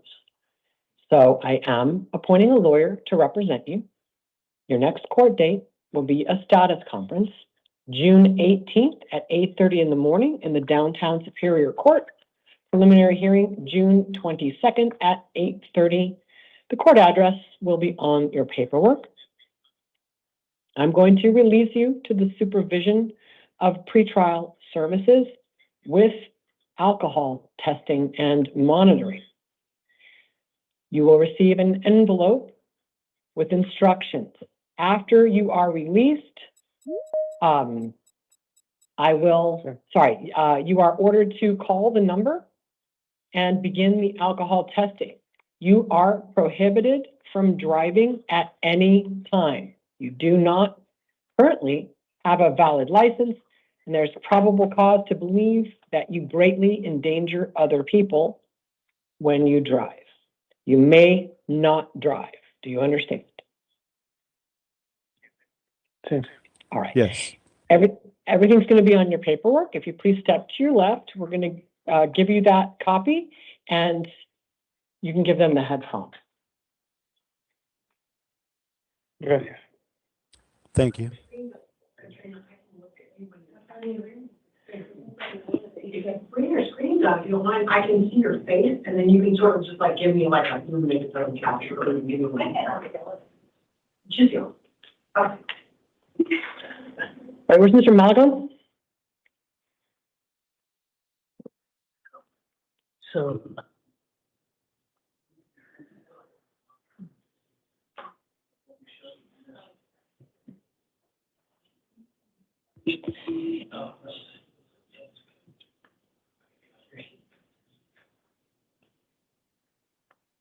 No, you're there. All right. All right, sir, may I have your full name and your date of birth? Juan Gabriel Malagón Terrazas, 3 de noviembre del 82.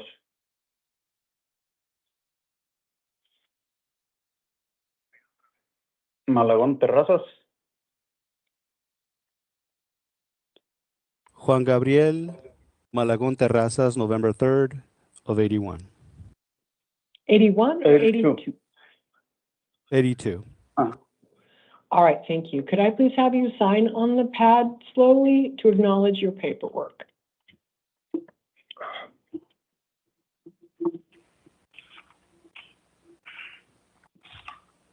Again, I have to inform.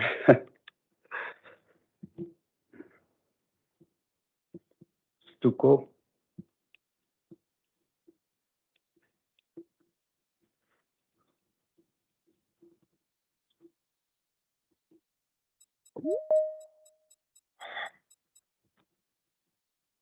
All right, sir, thank you. You have been arrested for aggravated driving under the influence of alcohol by wrong way driving. It is a class 4 felony. There is probable cause for it. I am appointing a lawyer to represent you. Your next 2 court dates will be a status conference, June 9th at 8:30 in the morning in the downtown Superior Court. Preliminary hearing, June 11 at 8:30 in the same court. The address will be on your paperwork. Based on what has been alleged against you and your criminal history, bail is set in your case at $5,000. It is secured. If you post it, you will be released to pretrial services with alcohol testing. No weapons, no drugs, no alcohol. Do not drive without a valid license. I don't know the status of your license for sure. They have not arrested you for this crime on a suspended license. I did see your license was revoked 15 years ago. I don't know the status of it, but a blood alcohol of 0.306 is almost per se evidence that you are addicted to alcohol. So you still have to test. They will watch for your numbers to go down. Talk to your lawyer, Mr. Malagon, but it is critically important you understand. I'm gonna order you not to drive. 0.306 is, quite frankly, a shocking allegation. I'm not under any illusions about why you're shaking in court this morning. So I'm very concerned that you are addicted to alcohol, severely addicted to alcohol. I prohibit you from driving. Do you understand? You may not drive. Gracias. Thank you. Does that mean you understand?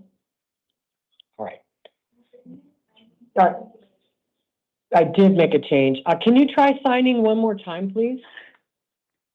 I can't. Okay. Why don't we just put not collected? Let's put not collected. Okay, it's fine. You don't have to. All right. If you'll step to your left, you hand him the headphones, we'll give you your paperwork. Thank you.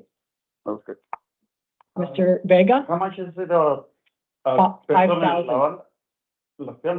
5,000. Mr. Vega? Señor Vega. Change on the back.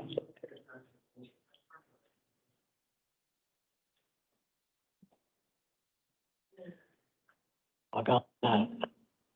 For Jen to move on, like, All right. Hi, sir, can I have your full name and date of birth? Manuel Antonio Vega Zamora, 14 de marzo de 1979. Manuel Antonio Vega Zamora, March 14th of 1979. Thank you. Could I please have you sign on the pad to acknowledge your paperwork?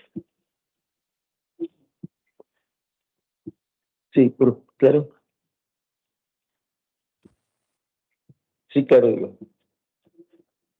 Ya está. Okay, one more time slowly.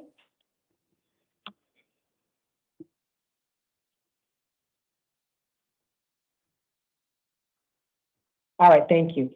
Sir, you were arrested on a warrant from the El Centro Justice Court, which is downtown Phoenix. You've been charged there with failing to give information at a traffic accident, which is a class 1 misdemeanor.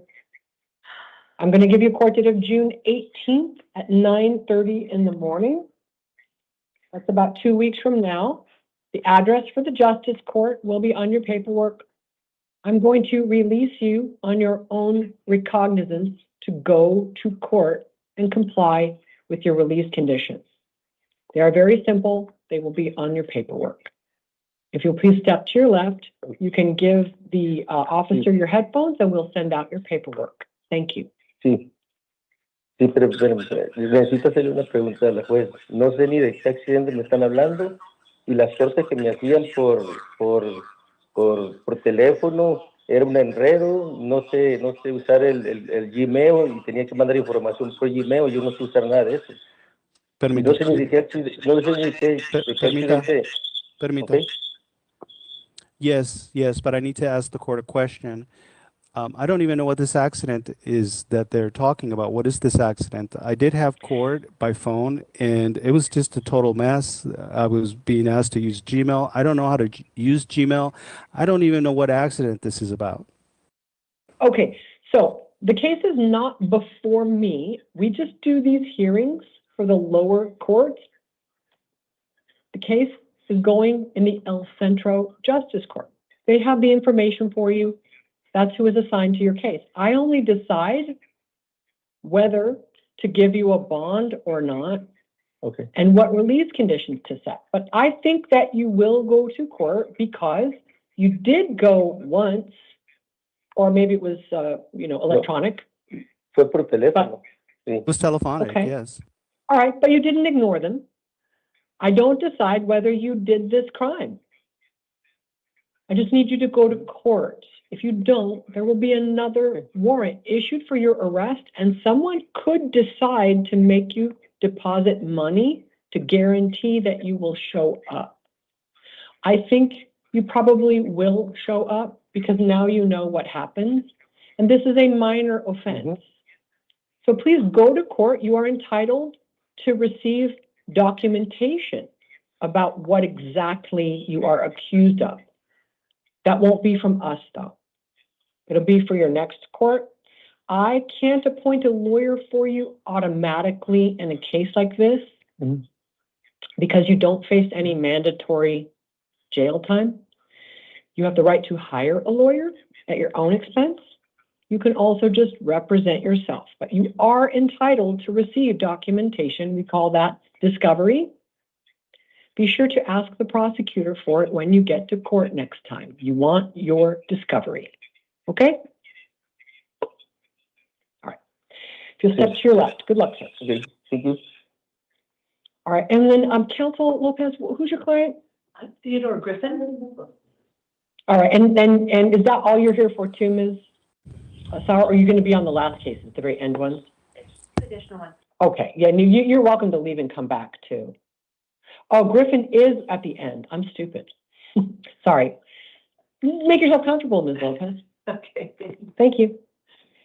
All righty. And you're welcome to use the room if you would like to sit. Do we not have chairs there? Oh, no, there were. I was in there before. I didn't know when you were going to call it, so I just came out. Oh, no. We're going to call it at the end. Okay. Yeah. What? Yeah, we do. I mean, if I were you and you need to sit, yeah. Okay. Sounds good. All right. Mr. Padilla, Eduardo Padilla.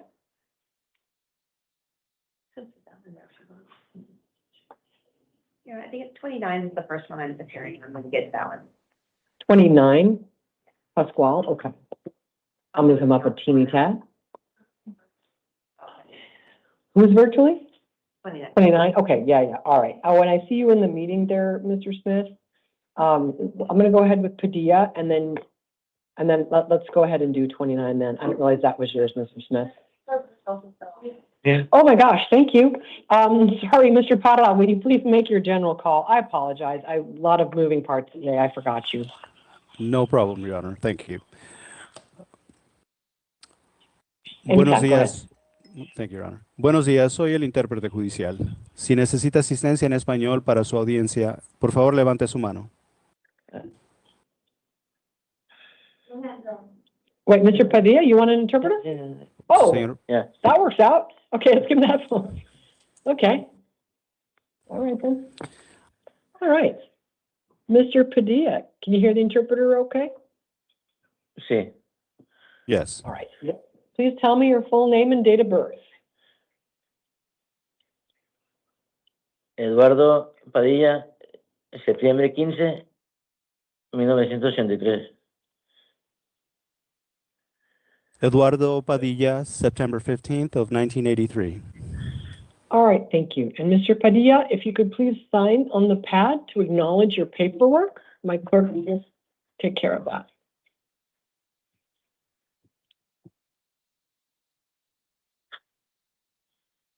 Listo. You good?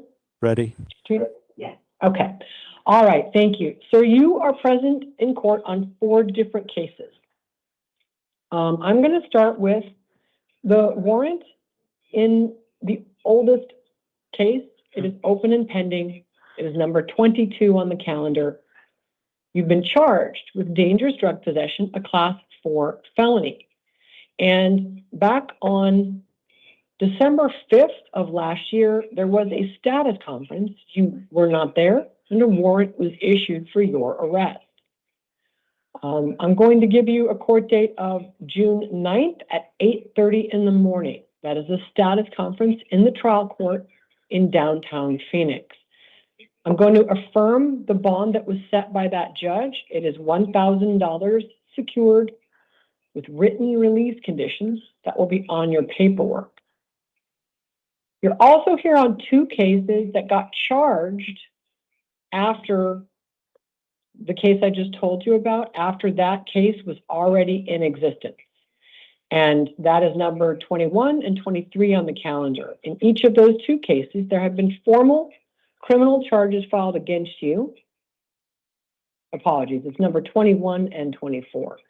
In number 21, you've been charged in a criminal complaint with 1 count of possessing narcotic drugs, a class 4 felony, 1 count of possessing drug paraphernalia, a class 6 felony. The alleged offense date for this case is July 18th of 2025. In number 24, you've been formally charged with possession of dangerous and narcotic drugs.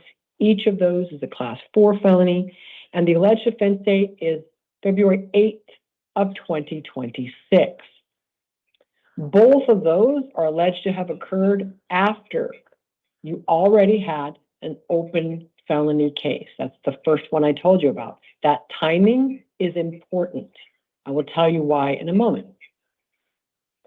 In numbers 21 and 24, I'm going to give you a status conference at the same date and time as your open case. That is June 9th, which is 6 days from now, June 9th, 8:30 in the morning in the downtown Superior Court.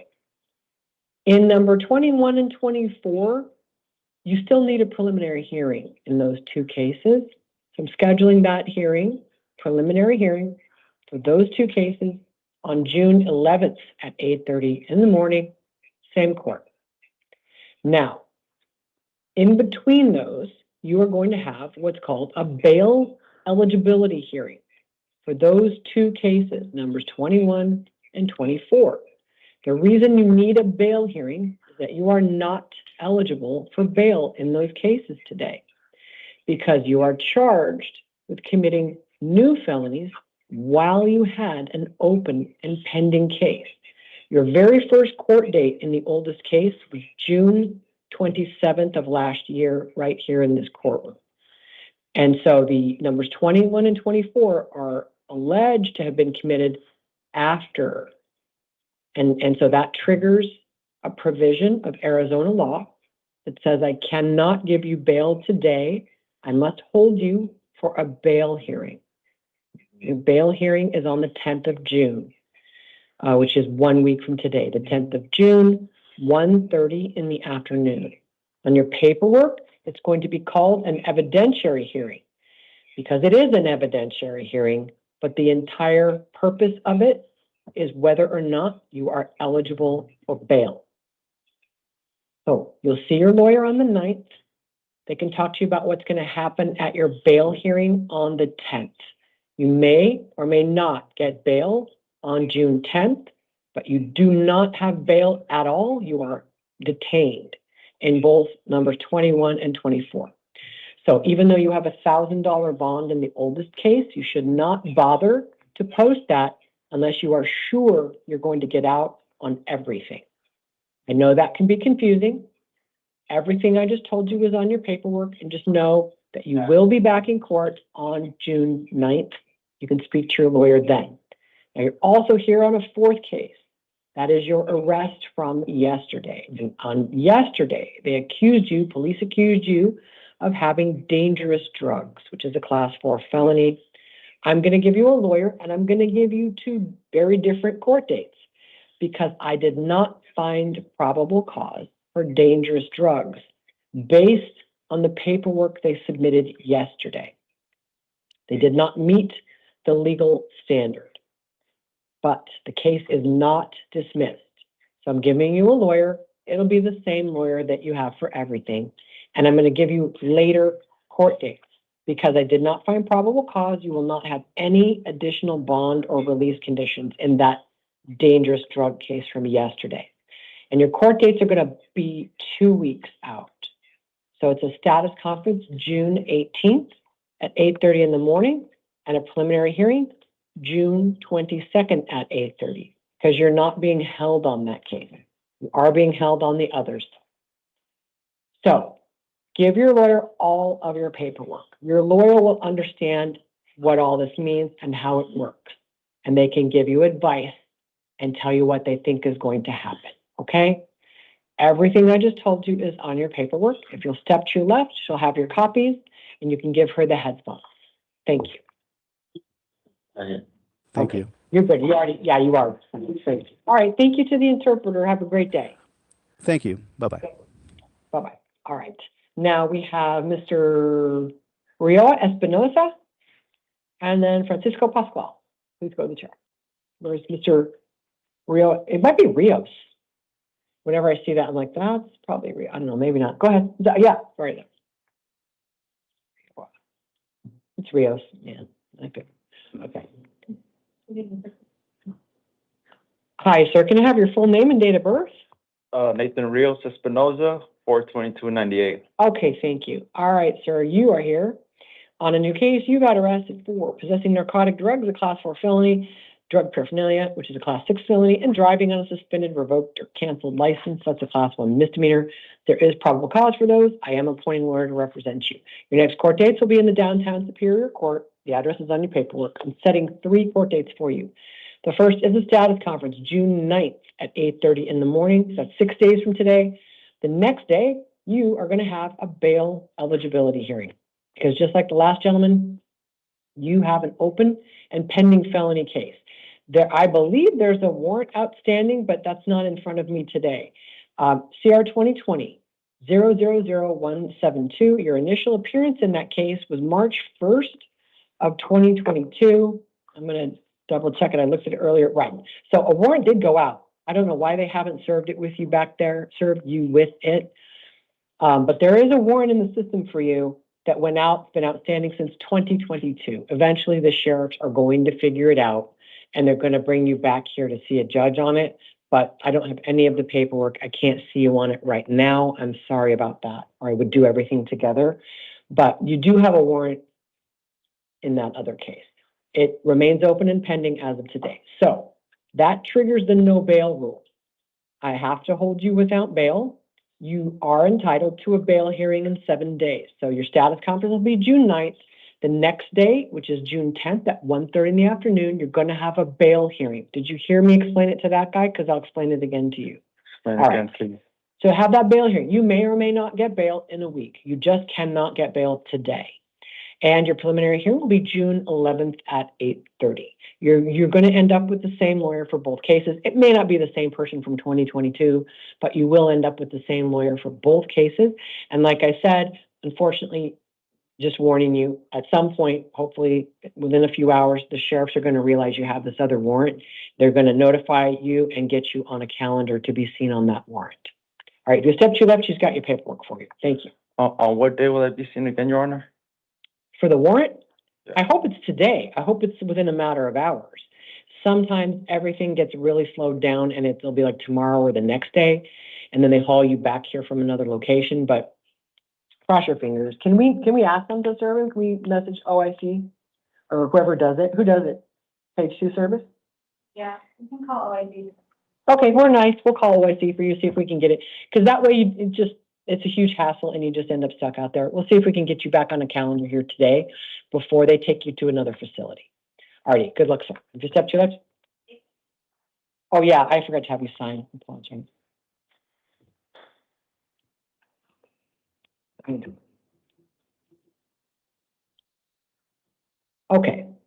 All right, sounds good. If you step out your left, we'll get that printed. Thank you. Mr. Pasquale. Holding it, not reading it. Where's Francisco? Thank you.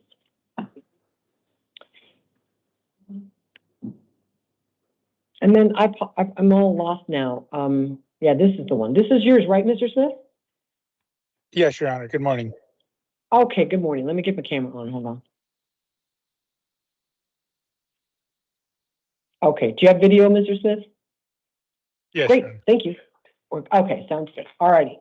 And Mr. Pasquale, we don't have our monitor working. I'll be able to see and hear your lawyer. You're going to be able to hear him, okay? All righty. First, let's start, Mr. Pasquale, with your full name and date of birth. Francisco Pedro, December 22, 2003. Is your last name Pasquale? Pascual, yeah. Oh, okay. My middle name is Pedro. Okay, thank you. And can you sign on the pad for me to acknowledge your pay for it? And then let me have the appearance of the county attorney. Good morning, Your Honor. Don Tower on behalf of the state. And Mr. Smith. Good morning, Your Honor. Brad Smith for Mr. Pasquale. Okay, thank you. All right, Mr. Pasquale, you got arrested for 3 things.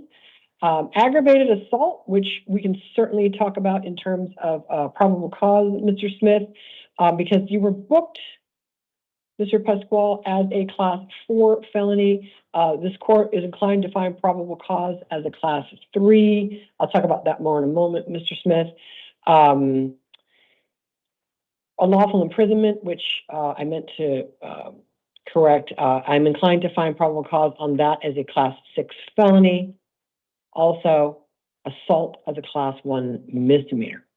So, reading this Form 4, there was some facts provided to support the temporary disfigurement charge, which is actually a class 3 now under Arizona law. But there was a reference, and it doesn't necessarily say that the victim talked about this, but they say that the defendant verbally admitted to pointing his firearm at the victim's legs, admitted striking the victim, causing bruising, and preventing her from leaving. So, in any event, let me hear from you, Mr. Smith. You want to be heard on probable cause, and then I'll give the state a chance to rebut if you do. Yes, Your Honor. I had the same concerns or questions that the court did. I don't think that the court should be making amendments. The police asked for an aggravated assault class 4. I don't see probable cause for that. And I would ask the court to find no probable cause on that charge. Okay, thanks. So, Mr. Smith, it's the view of the court that we do not ever change the statute of booking, and I did not. They booked under 1204 generically, no subsection reference. We also do not force them to pick a subsection. And this court believes it has then the authority to find probable cause under any subsection of the statute. That's why I try to be specific, especially in a case like this where it tends to matter. And classification of felony, generally, is just a sentencing question. Of course, in the ag assault statute, it ties directly to what subsection that you're finding. That being said, I still believe that in terms of what the punishment is, the actual class of felony, our court does freely change and correct that. And that in the ag assault, it is the court's belief, this court's belief, longstanding, that we can find probable cause under any subsection below what they've selected. So if they'd selected 1204A, I could find anything under 1204A. If they selected 1204B, I could not roll back and find PC for any subsection that started with A. I'd be locked into B. But in this case, they just booked as 1204. So certainly, one could, you did argue differently, but for that reason, I am going to find probable cause, and I will note for you, Mr. Pasquale, and your lawyer, I recognize that probable cause is not a high standard. It's based on the totality of the circumstances, and it is very, very far from beyond a reasonable doubt. It is actually below preponderance. So I think this is what I would call colorable for purposes of probable cause under subsection A2 of the statute, and you were booked on a simple 1204. So I do find probable cause for a class 3 felony. That's, you know, we still haven't talked about release conditions, and as I said, I don't find that it is the strongest case I've read for that, but I do find probable cause. I also find probable cause for unlawful imprisonment as a class 6 felony and misdemeanor assault, a class 1 misdemeanor. All right, let me go to Ms. Sauer and find out the state's recommendation on release conditions. Your Honor, the state's recommending a $50,000 secured appearance bond. There was information in the Form 4 regarding assault in multiple manners, hitting her in the face and shoulder, grabbing her face. There's mention of claw marks being on her jawline, preventing her from leaving, and of course his admission that he pointed a firearm at her. The Form 4 does indicate that they are in a romantic relationship and live together. That does put her at a higher risk, and the state requests that he, in addition to the bond, not be allowed to return to the scene and have electronic monitoring.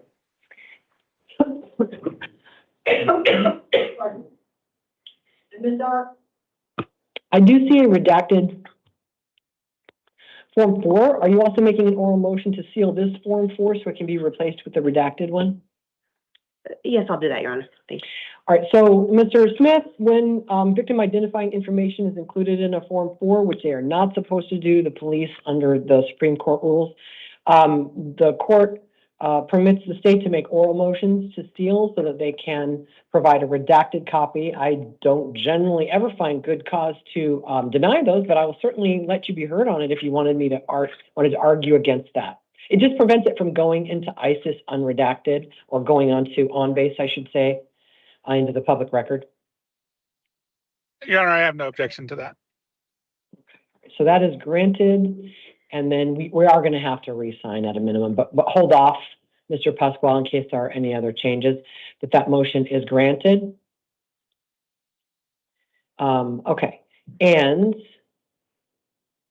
let me go to, and you, Mr. Smith, recommendations on release conditions, please. Your Honor, Form 4 does not indicate any prior arrests or convictions, no prior failures to appear. As the court noted, it may not be the strongest case. Obviously, that would be the defense's position as well. So I'd ask for release to pretrial services. Okay, thanks. All right, Mr. Pasquale, I've considered what's been alleged against you. I should say I don't find that you're indigent, but you have hardware. And this case is one in which there does appear to be a clear and serious domestic violence element that gives the court great concern. As far as the probable cause for an aggravated assault, it's that element of aggravation that is not strong. Unlawful imprisonment and assault, definitely the probable cause is there, and the court's concern for victim safety is there. I have also considered a victim impact statement that says that essentially it's a single sentences at a time, but it does say, I'm asking the court disregards all charges on the defendant and releases the defendant. So I've considered all of that, and I'm going to release you to pretrial services on an ankle monitor, not with a bond, with extremely strict and unequivocal orders not to contact her. And she can't give you permission to violate a court order. That's not a defense. I hope she's listening. I hope she understands that the court has considered her wishes and finds that she is too likely unsafe from you. And so that even if she texts you 50 times, you may not respond. If she begs you to have contact with her, you may not. You and your lawyer need to file motions with the court. You need to not violate release conditions. Do you understand what I'm telling you, Mr. Pasquale? We live together, and You will be required to find an alternative residence. That's the entire purpose of the ankle monitor. Okay. Do you understand that she cannot give you permission to violate the court order? I understand, and you said in Will you comply with the court order and stay absolutely away from her? You can do a civil standby to collect belongings, but you can't have contact with her. Will you comply with that? Yes, I understand. And you said about an ankle monitor. Well, I don't know. I'm going to put an ankle monitor on you to enforce this. You have still not said that you will do it. Do you agree? Yeah, I agree. All right. So your orders are all going to be in writing. That'll include no weapons, no drugs without a valid prescription, no alcohol. Obey any order of protection that may yet be served on you. Like I said, you can do a civil standby, but you have to call the law enforcement agency that has jurisdiction over your residence. Looks like you were arrested by Phoenix, so if it's them, call Phoenix PD. Tell them you need a civil standby. They will want to see your paperwork. What is that? What is that? They send a cop to go with you to keep the peace while you collect your belongings. If the victim wants to be there so that the belongings, get sorted correctly, whatever, the police will decide that, but that's the only way that you wouldn't violate release conditions. So it's not up to her whether the case goes forward. This idea of a victim pressing or not pressing charges, at this point, it's up to the Maricopa County Attorney's Office whether you get formally charged, but your lawyer's going to walk you through all of that. Your next court dates are going to be a status conference June 18th at 8:30 in the morning, preliminary hearing June 22nd at 8:30. Those will be in the downtown Superior Court Council. We're going to email you a copy. And so, Mr. Pasquale, you have to wait around to get hooked up to the ankle monitor. It takes many hours to get out of here in general. You should make an afternoon hookup, but try to be patient. It is slow to be released, but I'm not ordering that you deposit a bond to guarantee your good behavior. I'm absolutely imposing an ankle monitor to enforce accountability, because on these facts, the court believes there was a very significant incident of domestic violence yesterday. But it's the aggravation of the assault that the court finds the element was only minimally met. So talk to your lawyer. No, you got another question. Might be able to still gonna go to work. Yes. Normal activities, Yes. just You don't work with her, do you? No, you don't. Yeah. Just can't be around her. Correct. Is that? And the point of the ankle monitor is to put a geofence, if you know what that is, around the residence. It's a digital, basically, it's an alert. You're going to be ankle tagged like a cell phone. If you cross that line, it will cause an alarm. We will have a warrant out for you. We can have it out for you within an hour. Mm-hmm. So don't violate release conditions. Okay. Everything's on your paperwork. If you have any question about how to interpret it, literally call Mr. Smith and ask him. Okay, and Mr. Pasquale, can you just talk to me once you get released? Just give me a call when you get released, okay? Yeah. Okay, well, I think it's telling you got a good, favorable outcome. Call him as soon as you get out. Ask him all your questions. Okay. Okay. All right. Thank you, Mr. Smith. You are welcome to disconnect. Oh, wait, you got to sign one more time. I'm sorry. Yeah. Okay. All right. Thank you. Have a good day. You got to sign? Yeah, one more time because I sealed the form for it, changed it. Okay. All right. Then it's going to be Adam Robson after Mr. Pasquale. You're good.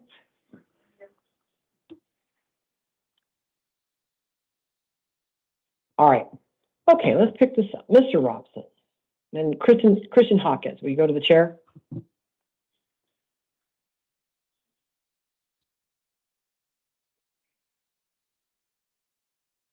Right here, sir. Hi, can I have your full name and your date of birth? I'm Conan Robson, 4/17/76. Thank you. Can I have you sign on the pad for your paperwork? Thank you. All right. And right top. Okay, thank you. And Mr. Robson, you got arrested for aggravated assault. It's a class 3 felony and there is probable cause for it. I am appointing a lawyer to represent you. Your next court dates are going to be status conference June 9th at 8:30 in the downtown Superior Court, followed by a preliminary hearing June 11th at 8:30. Both of those are next week. And on these facts, and with your criminal history, bond is set in the amount of $25,000. It is secured with written conditions. The conditions are going to include an ankle monitor and not living in that apartment complex. You can do a civil standby to collect belongings. You have to find an alternative residence. Absolutely no contact with the alleged victim or the witness. No weapons, no drugs, no alcohol. You can do a civil standby to collect belongings from the apartment building. Everything's going to be on your paperwork. If you step to your left, we'll get it printed up. Does he have to sign again? Yes. Okay, sorry, Mr. Robson, you got to sign one more time. We had to fix something. Flaw in the whole plan. Oh.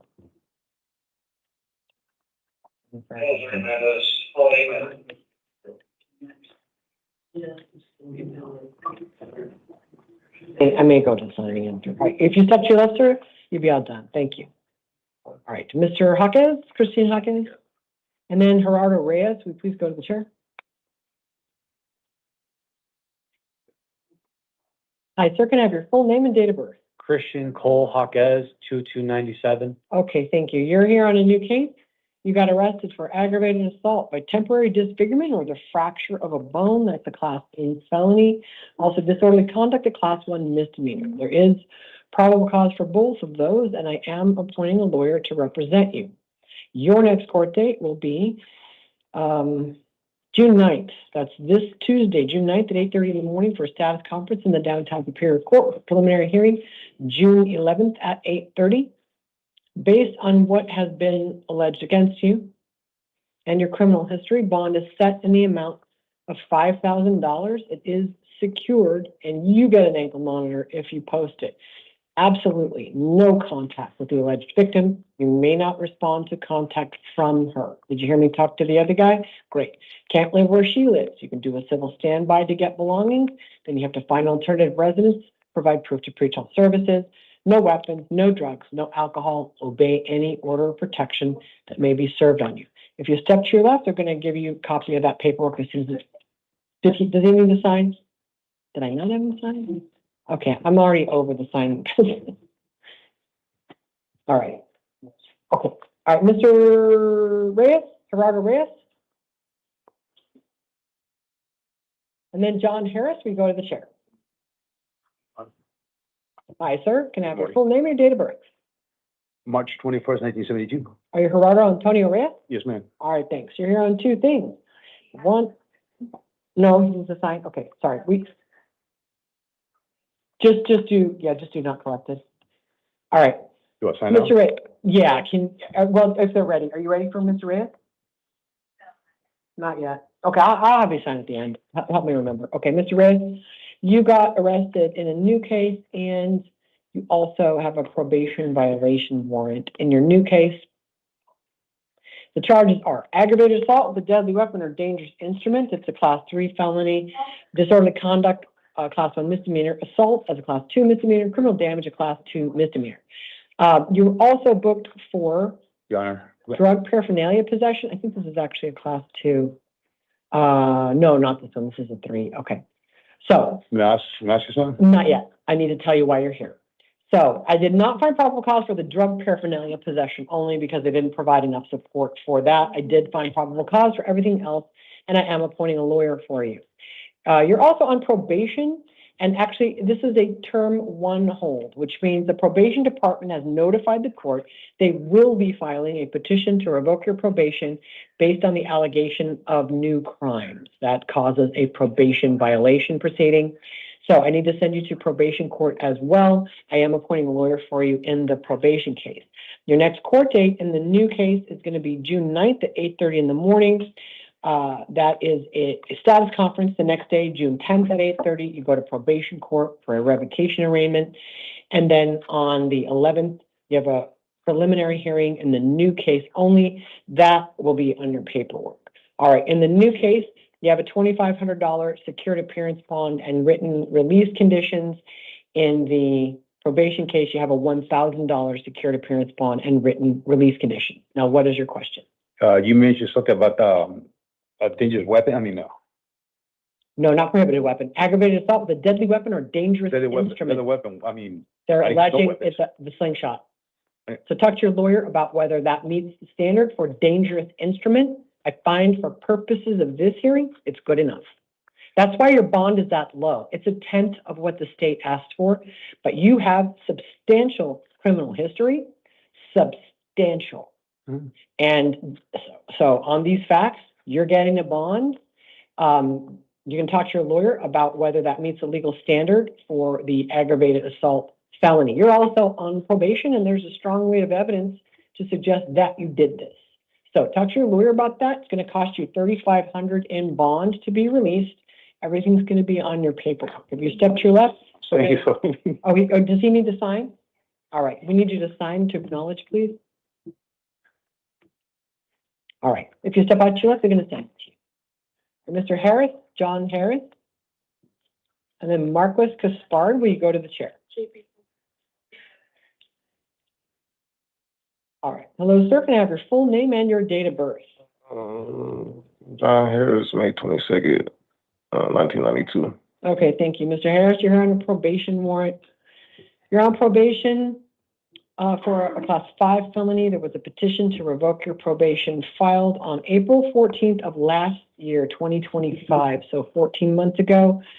And that petition alleges that you violated terms 3 and 5. You'll get a copy of it from your lawyer. I am appointing a lawyer for you.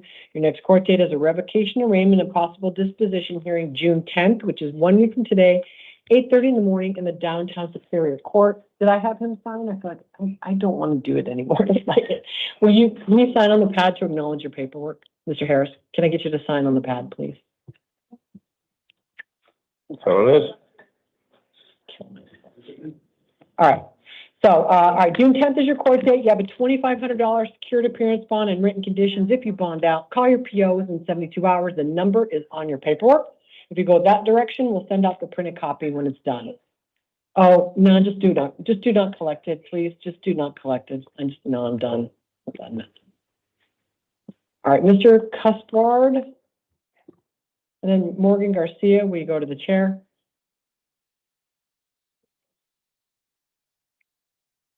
Hi, sir. Can I have your full name and your date of birth? Batista Del Cuspard, 01/24/1982. Okay, thanks. Can I get you to sign on the pad for me, please, to acknowledge your paperwork?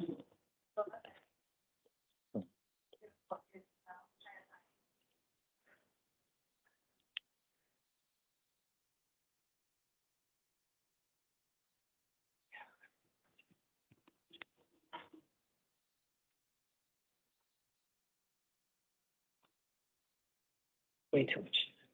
Okay. All right, sir. Let me have your full name and date of birth. Oh, sorry. You already said it. You said it. I apologize. Okay. You're here on 2 allegations of aggravated assault, of class 4 felonies, 1 of resisting arrest, a class 6 felony, narcotic drug possession, a class 4 felony, and drug paraphernalia possession, a class 6 felony. There is probable cause for all of those, and I am appointing a lawyer to represent you. Your next court date is going to be June 9th, which is this Tuesday at 8:30 in the morning in the downtown Superior Court. That's a status conference. Preliminary hearing June 11th at 8:30 in the same court. Your bond is $2,500. It is secured. If you post that, comply with all of your written conditions, particularly no weapons, no drugs, no alcohol, no driving without a valid license. If you step to your left, we'll send you that paperwork when it's ready. Thank you. Morgan Garcia. And then so we come to the podium, then Sophia Ordonez. Will you please go to the chair? Sophia. Hello, ma'am. Can I have your full name and your date of birth? Morgan Garcia, 8/25/94. All right. Thank you. Here on a new case, you got arrested for second-degree residential burglary. It's a class 3 felony, and criminal damage, a class 2 misdemeanor. There is probable cause for both of those. I am appointing a lawyer for you. Are you ready, Mel? Okay. Can you go ahead and sign on the pad? for your paperwork. Thank you. All right, you have 2 court dates coming up. Status conference, June 9th at 8:30. That's this Tuesday. Preliminary hearing, June 11th at 8:30, both in the downtown Superior Court. The address will be on your paperwork. You have a $2,500 security appearance bond and written release condition. If you bond out, you must comply with all of them. Do not go to the scene of the alleged crimes. Absolutely no contact with the alleged victim. No weapons, no drugs without a valid prescription. If you step to your left, we'll send out that paper. Ms. Ordonez, and then Saul Duarte, will you please go to the chair? Where's Ms. Ordonez? Okay, yeah, Ms. Ordonez and then Mr. Duarte. Hi, ma'am. Can I have your full name and your date of birth?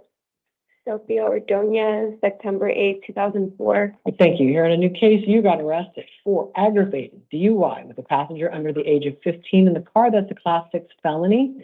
Also, DUI alleged 3 different ways that are all class 1 misdemeanors, and that is driving under the influence of alcohol or drugs while impaired to the slightest degree, driving with a blood alcohol above 0.08, and extreme DUI with blood alcohol of 0.15 to 0.20. As I said, they're all misdemeanors, class 1 misdemeanors, but the punishment, the mandatory minimum, is different depending on what a person is convicted of. I am appointing a lawyer for you. You can talk to your lawyer more about how that works. You can also Google the statutes and read them for yourself. I'm giving you 2 court dates. The first is the status conference, June 18th at 8:30 in the morning. Preliminary hearing, June 22nd at 8:30. Those are in the downtown Superior Court, and the address will be on your paperwork. You don't have much criminal history, so the court's main intent is to protect the community from your potential bad judgment and very particularly to protect your child. So you will go to pretrial services, you will alcohol test to prove that you are not drinking, not a drop, 24 hours a day, 0 alcohol. Do you understand? Yes. All right. Also, you are prohibited from driving your child or anyone else's anywhere. You can drive so long as your license remains valid. They're about to suspend it because I believe you would not do the admin per se. Yeah, you refuse the breath test. Your license is about to be suspended for a year for refusal to do the breath test. So you need to keep in touch with the MVD. You can look yourself up online. You can call them. Only if you have a license can you drive at all. At no time may you drive any child anywhere, very much including yours. Do you understand? I need to hear it. All right. Because people who commit this type of offense tend to kill their own children. And I do this hearing for people who cry through the whole thing because they're up on a 2nd degree or murder or manslaughter charge for killing their child. 2-year-olds do not survive severe accidents, even in a car seat. 2-year-olds become projectiles, or the seat belt severs pieces of their bodies from sheer force. So it is extremely important you comply with these conditions. No one under the age of 18, not your child. You can be in the car as a passenger while somebody else is driving your child somewhere, but children can't protect themselves from the potentially fatal, bad, drunken decisions of their parents. So the court protects them with that order. Don't violate it. If you step to your left, you get a copy of your paper. Yes. Does she sign? Right.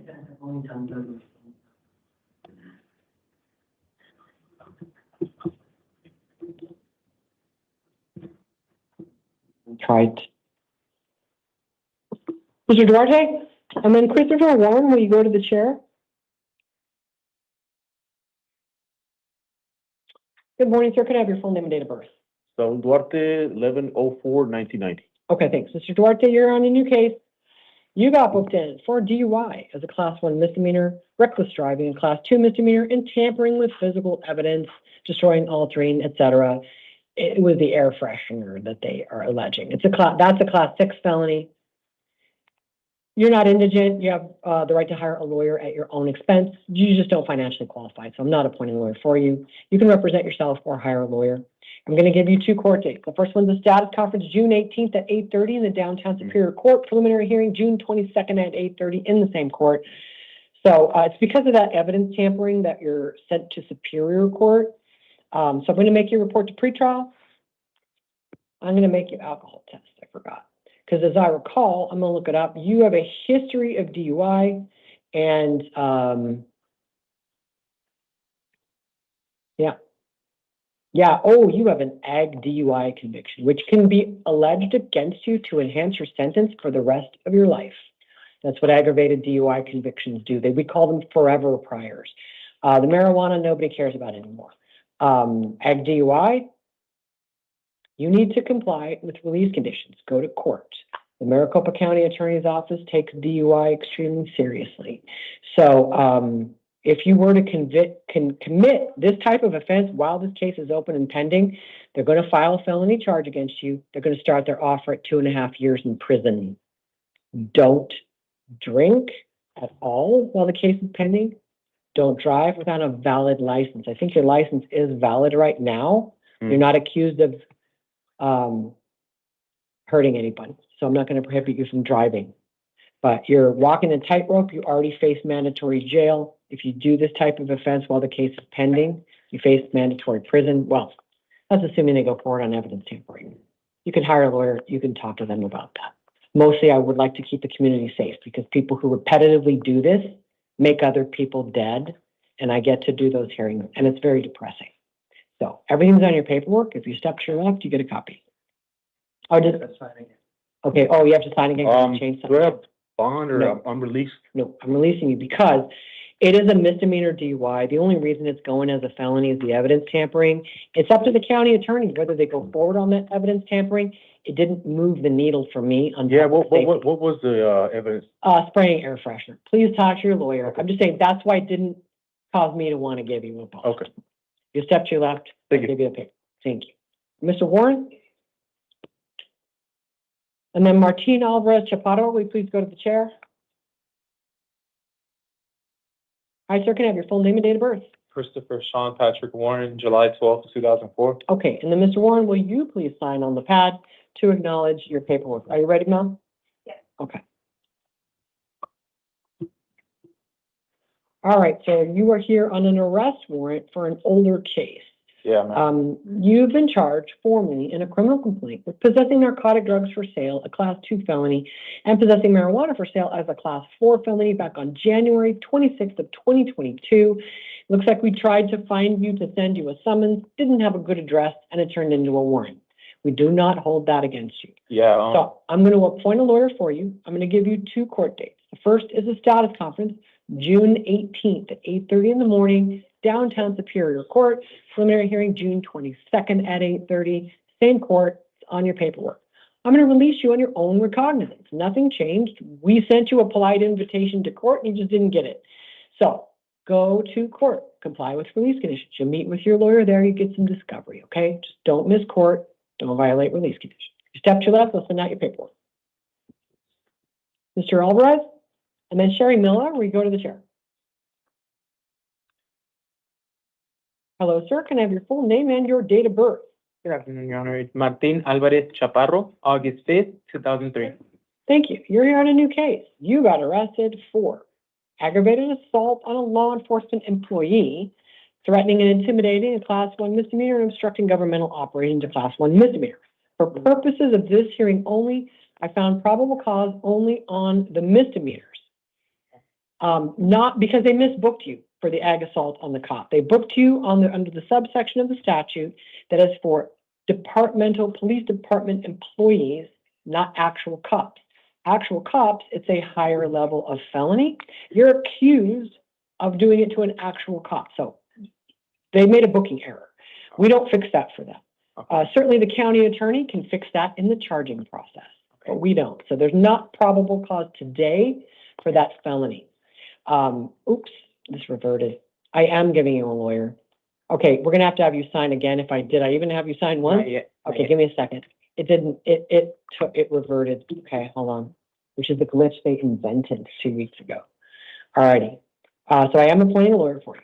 You're gonna have a status conference June 18th at 8:30 in the morning in the downtown Superior Court. Preliminary hearing June 22nd at 8:30. Now, your case, Mr. Alvarez, I struggle with a little bit. Because, and I do not want you to comment on this, to protect your rights, your right to remain silent. Reading this Form 4, there is potential, I don't remember if this person's a juvenile or not, But there's potential pandering going on, sex trafficking. If a person is accused of child sex trafficking, which means even 17 years and 10 months old, that's child sex trafficking with extremely harsh, lengthy, mandatory prison.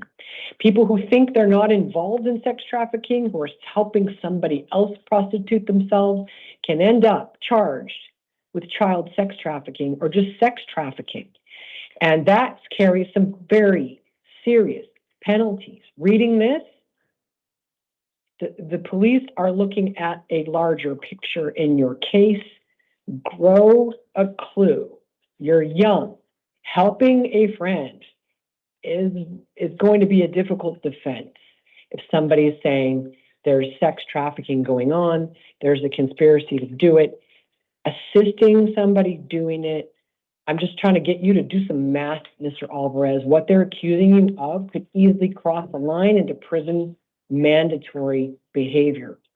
So, that being said, this is what they booked you for. I found probable cause at this point for 2 misdemeanors. You're still in Superior Court there, which gives me the power to put an ankle monitor on you. So I am. I'm not making you post a bond, though. You're going to wear an ankle monitor. Okay. They know you, Mr. Alvarez. I considered trying to draw a box around the blade. It looks like maybe you live over there on Elm. That becomes very problematic to enforce. What I'm trying to say is you stay away from that location. If you're smart and you know they know your face.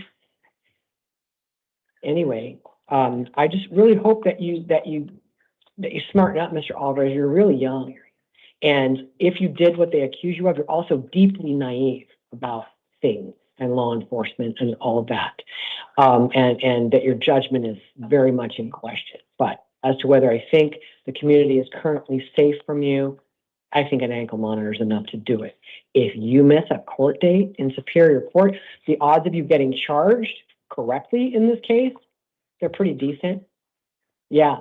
So don't think that you just caught a magical break. The case isn't going away. You know, commit a new felony, you're probably going to get held no bond. So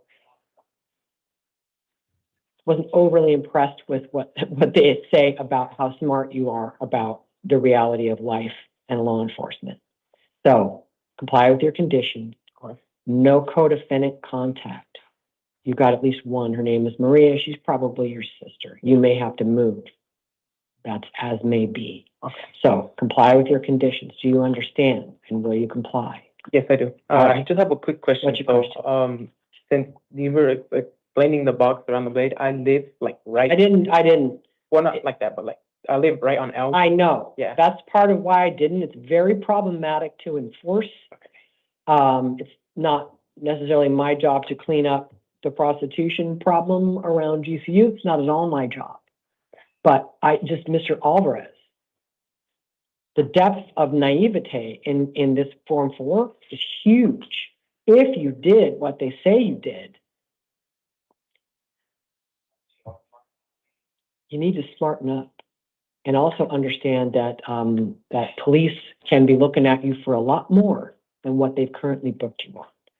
So stay away from there. If you are even within 10 miles of child sex trafficking, I forget if the person was underage or not. You're flirting with long mandatory prison sentences. It's so stupid.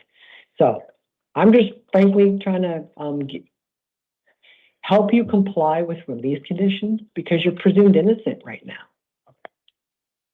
But I perceive perhaps your judgment isn't the best and you're also young. And you may be doing things that you think are just fine and other people are doing it. But once the police know your name and your face, they don't forget. So if you want to stay out of jail, show up for court. You want to stay out of prison, show up for court. Don't commit any new crimes. I understand. Thank you.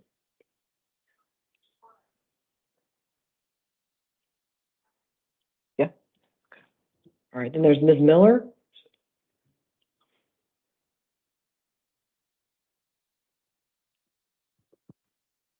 Okay, you're good. You can step out to your left. Okay. I'll go on, Your Honor.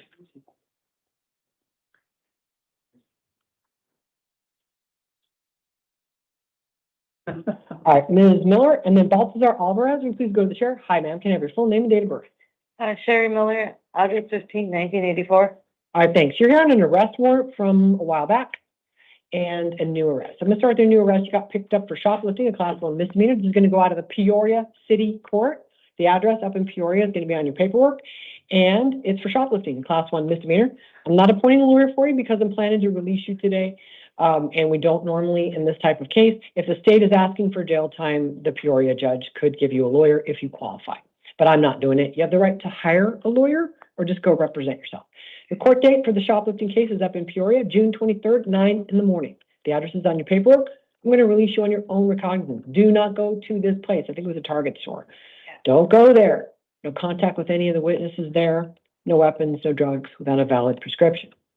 In the warrant case, it's much older. You've been charged with possessing narcotic drugs, a class 4 felony, and possessing prescription-only drugs without a prescription. It's a class 1 misdemeanor.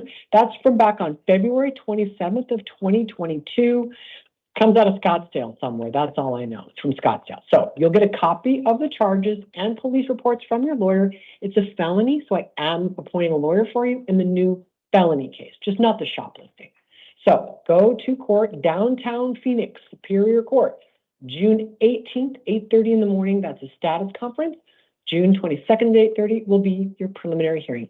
Everything's going to be on your paperwork along with standard release conditions. You are also released on your own recognizance in the drug case. Okay? Can I say something really quick? Yes. The drug, it's not real drug, that's my mom's prescription. Okay. So, and you don't need to tell me about it because, number one, you have the right to remain silent. Number two, I don't actually decide whether you did it. Somebody found probable cause back in 2023 when that warrant came out, so I don't even know what you're accused of. I'm releasing you. Go show up. You're presumed innocent. Thank you. I gave you a lawyer. Tell all of that to your lawyer. Okay. Does she need to sign? I forgot. Okay, will you sign, please? And then, Mr. Alvarez, are you ready? Thank you. Okay. Are you going to come in, sir? Thank you. Thank you. And then let me have Brittany Govan. Will you please go to the chair? Mr. Alvarez, you can go and come in.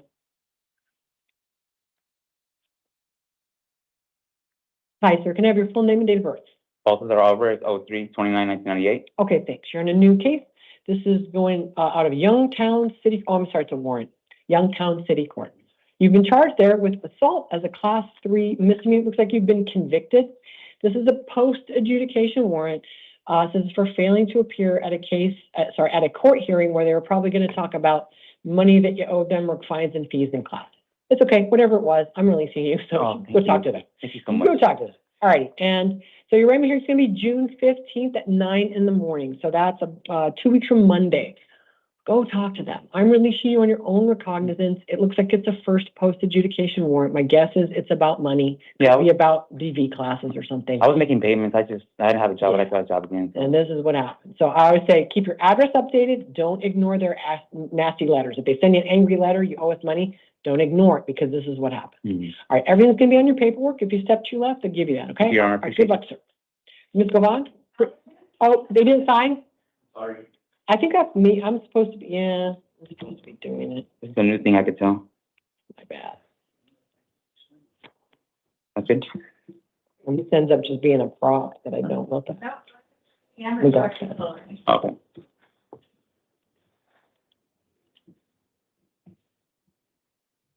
Could have put, yeah. Okay, Thank you. Thank you. And then, Ms. Govan and after Amber Garant, will you please go to the chair? Hi, ma'am, can I have your full name and date of birth? Brittany Govan, 12/31/88. Okay, thanks. You're in a new case. You got booked in for aggravated domestic violence. It is a class 5 felony and there is probable cause for it. Also disorderly conduct, a class 1 domestic violence misdemeanor. I do find probable cause for that as well. I am appointing a lawyer to represent you. Your next court date is going to be a status conference June 18th at 8:30 in the morning in the downtown Superior Court. Preliminary hearing June 22nd at 8:30 in the same court. I saved you for toward the end because your case is really on the bubble, bond or not. I'm very, very concerned about your ability to control what appears to be a severe alcohol addiction. They did recommend a bond. Pretrial services suggest a bond is appropriate. I see in your paperwork, you have 4 children with the alleged victim. And if DCS hasn't been called, they very well may be soon. And they allege there's a strong weight of evidence against you. It is alleged there's a video that backs up what is being alleged. All of that gives me great concern. Your overall criminal history is not that violent. Looks like you took criminal damage, domestic violence conviction. You did take an assault from last October. You took a conviction and a threatening and intimidating and disorderly conduct back in 2013. Reading all of this, it reads like severe alcohol addiction, which is extremely bad for children. It is unquestionably bad for a child to be raised by an alcoholic. It is not possible to be both an alcoholic and a good parent, no matter what anyone tells themselves. It is not possible. You damage the children when you do it. So I'm very concerned about your kids. I don't know what your kids are going to do if I order you not to have contact with your, is it husband or boyfriend? The father. My kid's father, yeah. Do you live with him? Yeah. Do you have a job? No. Does he have a job? He has one, yes. Is it full-time? Yeah. How old are your children? 11, 14, and 17. You got a third one, a fourth one? I thought you had 4. 3? Oh, she died. I'm sorry. It's okay. I didn't want to say. I thought they said clearly 4. There are 4 children. 3 living, ma'am, but yeah. When did your child pass? 2022. They say that she had left him and their 4 children at a local restaurant. Was the child his? I'm sorry? Was the child also his? Yeah. Okay. It was a stillbirth, so. Okay. Yeah. Okay, so I think that maybe the police got that wrong. Okay. So you're kind of on the bubble. All right, so are you, did I ask you this? Are your 3 kids, they're out on summer break now? Yeah. Well, I'm really on the bubble with this. I think what I'm going to do is give you a no uninvited contact order. Because the baseline of what you're accused of doing, which is the assault, besides the disorderly is also the baseline, but it's throwing a beer can at somebody, not punching them or something like that. So I'm going to say no uninvited contact with the children's father. No weapons, no drugs, no alcohol. You're going to have to alcohol test. But all of this, ma'am, is marching straight toward DCS action if it isn't there already. You have to comply with release conditions. If he doesn't consent to have you in the house or doesn't consent to have contact with you the entire time the case is pending, he can tell you to leave. If you don't get out, you'll be violating release conditions. You can get arrested just for that. You will alcohol test. Do you agree to comply with these and come to court? Yeah. No weapons? No drugs, no alcohol. If he serves you with an order of protection, you have to comply with it. Everything's going to be on your paperwork. I could put an ankle monitor on you, but there's not really a point if I'm allowing some contact. You need to be very careful to comply, ma'am. Yes. This is now adding up to, I should show you, your risk assessment is bright red. And what that means is we should give you a bond. So pick up what I'm laying down. Don't violate. Show up for court. Okay. Everything's on your paperwork. Do I have to sign? Yeah. Yes, thank you. See, everybody knows but me, right? I'm glad everyone else is with the program because I'm not. All right.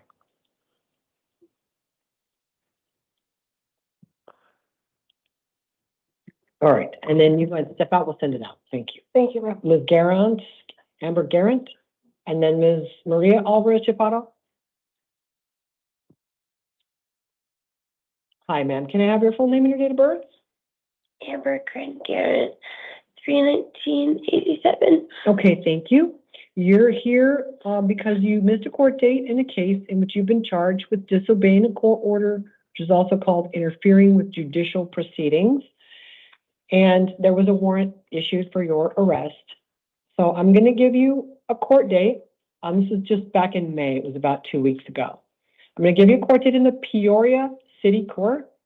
This will be June 23rd at 9 in the morning. That's about 3 weeks from now, June 23rd at 9 in the morning.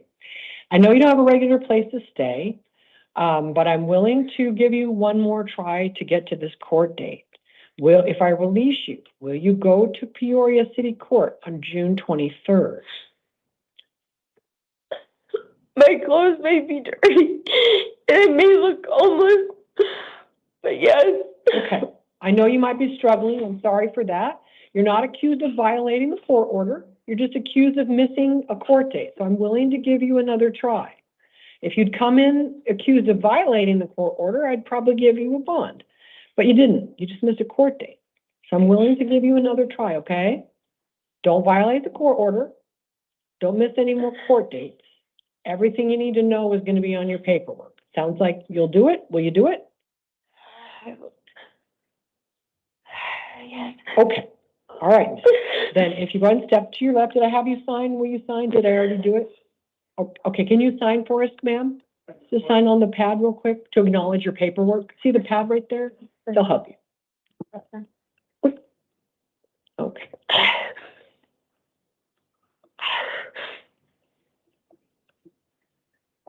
Okay. Good luck, ma'am.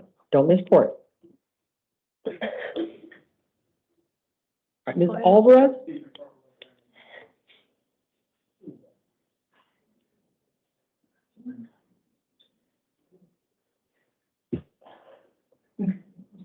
Hi, ma'am. Can I have your full name and your date of birth? Maria Alvarez Chaparro, 11/24/2006. Okay, thanks. You're in a new case. You got arrested for hindering prosecution in the first degree, Class 5 felony, resisting arrest, a Class 1 misdemeanor. I'm going to give you a lawyer and two court dates. Your court dates are going to be June 18th at 8:30 in the downtown Superior Court. Preliminary hearing June 22nd at 8:30 in the same court. Let me have you sign on the pad because I keep forgetting to do that.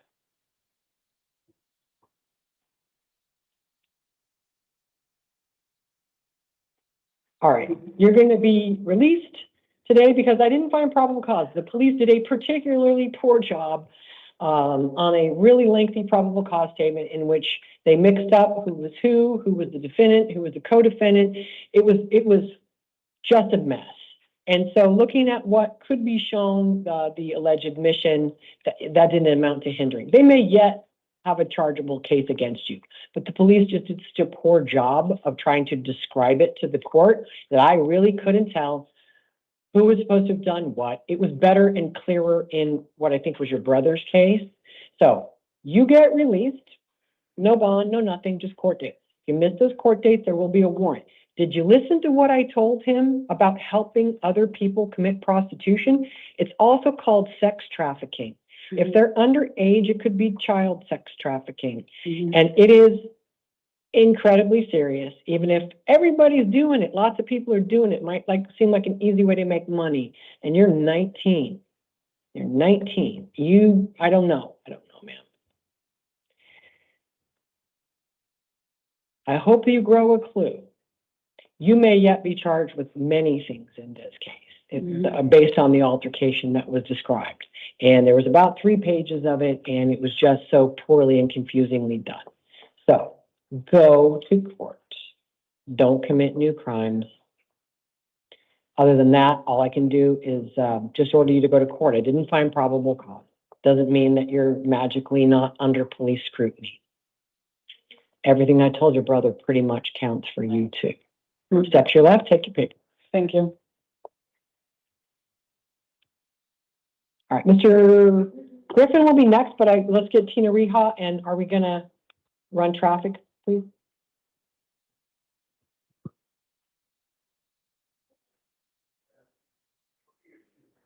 Okay. Just try.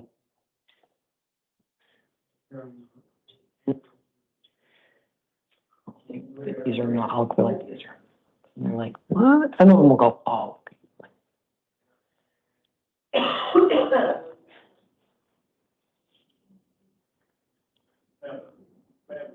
I need just Griffin and Cox left.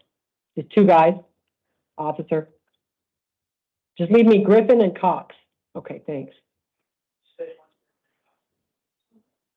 No, not at the same time. I'm just saying, don't take them out.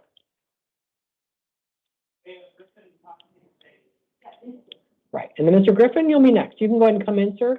There's that, they're just about to shut the door. All right. And you're welcome to stand at the podium, Ms. Lopez, whatever you like. I'm gonna go ahead and get started with the name and signing and things like that. Okay, Mr. Griffin, give me your full name and date of birth, please. Theodore Griffin, April 1st, 1998. Okay, thanks. Then will you sign on the pad for me, please? And then you can go ahead and announce while we do that, Ms. Sauer. Don Sauer on behalf of the state, Your Honor. Thank you. Vicki Lopez on behalf of Mr. Griffin. Okay, thank you. All right. Mr. Griffin, you have been arrested on allegations of aggravated assault, 2 allegations with deadly weapon or dangerous instrument. Those are class 3 felonies, 1 allegation of sexual abuse as a class 5 felony, 2 allegations of disorderly conduct with a weapon. Those are class 6 felonies. Before I proceed to release conditions, Ms. Lopez, did you want to be heard on probable cause? No, Your Honor. All right, then, based on what the police have presented, Mr. Griffin, I do find they've met probable cause for these charges. So I am not appointing a lawyer for you. You've hired your own, and you didn't do the financial questionnaire. So if at some future point you wanted to do a financial affidavit, you could. In the meantime, I'm not appointing a lawyer for you. All righty, let's talk about court dates in a moment. First, I'm going to hear the state's recommendation on release conditions. Your Honor, the state believes the defendant is a danger to the community. First of all, he committed a sexually based offense in the middle of a crowded bar. When asked to leave, he then escalated everything by driving by the bar with a gun. He pointed a gun at multiple victims. The gun was seen to have a flashlight or a laser or something pointed underneath the barrel. He was pointing it at all the customers in the bar. He then turned and drove by a second time. When the officers located the vehicle, there was a handgun in the cup holder. When they located the defendant's vehicle, which they found based on the license plate observed by a witness, a gun matching the description was found inside the vehicle with a loaded magazine and a round in the chamber. Also, the defendant's wallet was in the same vehicle. The state's requesting a $100,000 secured appearance bond, and if posted, no returning to the scene and electronic monitoring. Thank you. All right, go ahead, Ms. Lopez. Your Honor, there's a lot that you need to know. This is an incredibly aberrational incident in this young man's life. What incident? Aberration. Okay, sorry. He is 28 years old. He is a software sales account executive for Vanta. Prior to that, he's worked at that firm for 8 months. Prior to that, he spent 6 years at Okta doing the same thing. He has a 2-year-old child with whom he shares custody. He gets this child, they alternate the days, but every week. So 1 week he gets Monday, Tuesday, Wednesday. The next week he gets Thursday through Sunday, and then they alternate. Right. So that We just call it 5522. Yes, thank you. And he's resided in the house that he lives in, which he rents right now since January of this year, and that was as a result of the separation with the child's mother, and he moved out of the house that they owned together. So he has had a lot of contacts with the state of Arizona. Fleeing is not a problem. Now, whether he's a danger to the community, as I said, this was very aberrational behavior, number one. But number two, after the officers located the vehicle, they contacted him by phone, and then he hired us. I started contacting the officers immediately. I ended up, and this would have been within a day or two of the incident, about 3 weeks ago. And so then I dealt with it.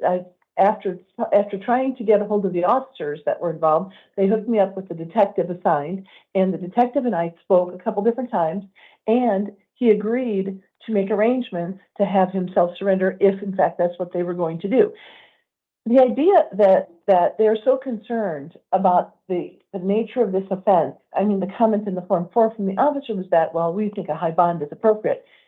Can I just tell you, I don't take police recommendations for bail. I quite literally never do. Scottsdale likes to do it across the board, and I utterly disregard it. They are witnesses in the case. They do not make bond recommendations, and the county attorney is certainly encouraged to communicate to Scottsdale that we all talk about how they're the ones who do it, and nobody considers it. It's not it's not fair, it's not reasonable to consider that at all. Thank you. But in general, the idea that he's a danger to the community, if in fact he was such a danger to the community, I don't know why that they did not deal with this 3 weeks ago when this happened. And it was not like they didn't know where he was, they didn't know all the information about him. He left his car with his wallet in it.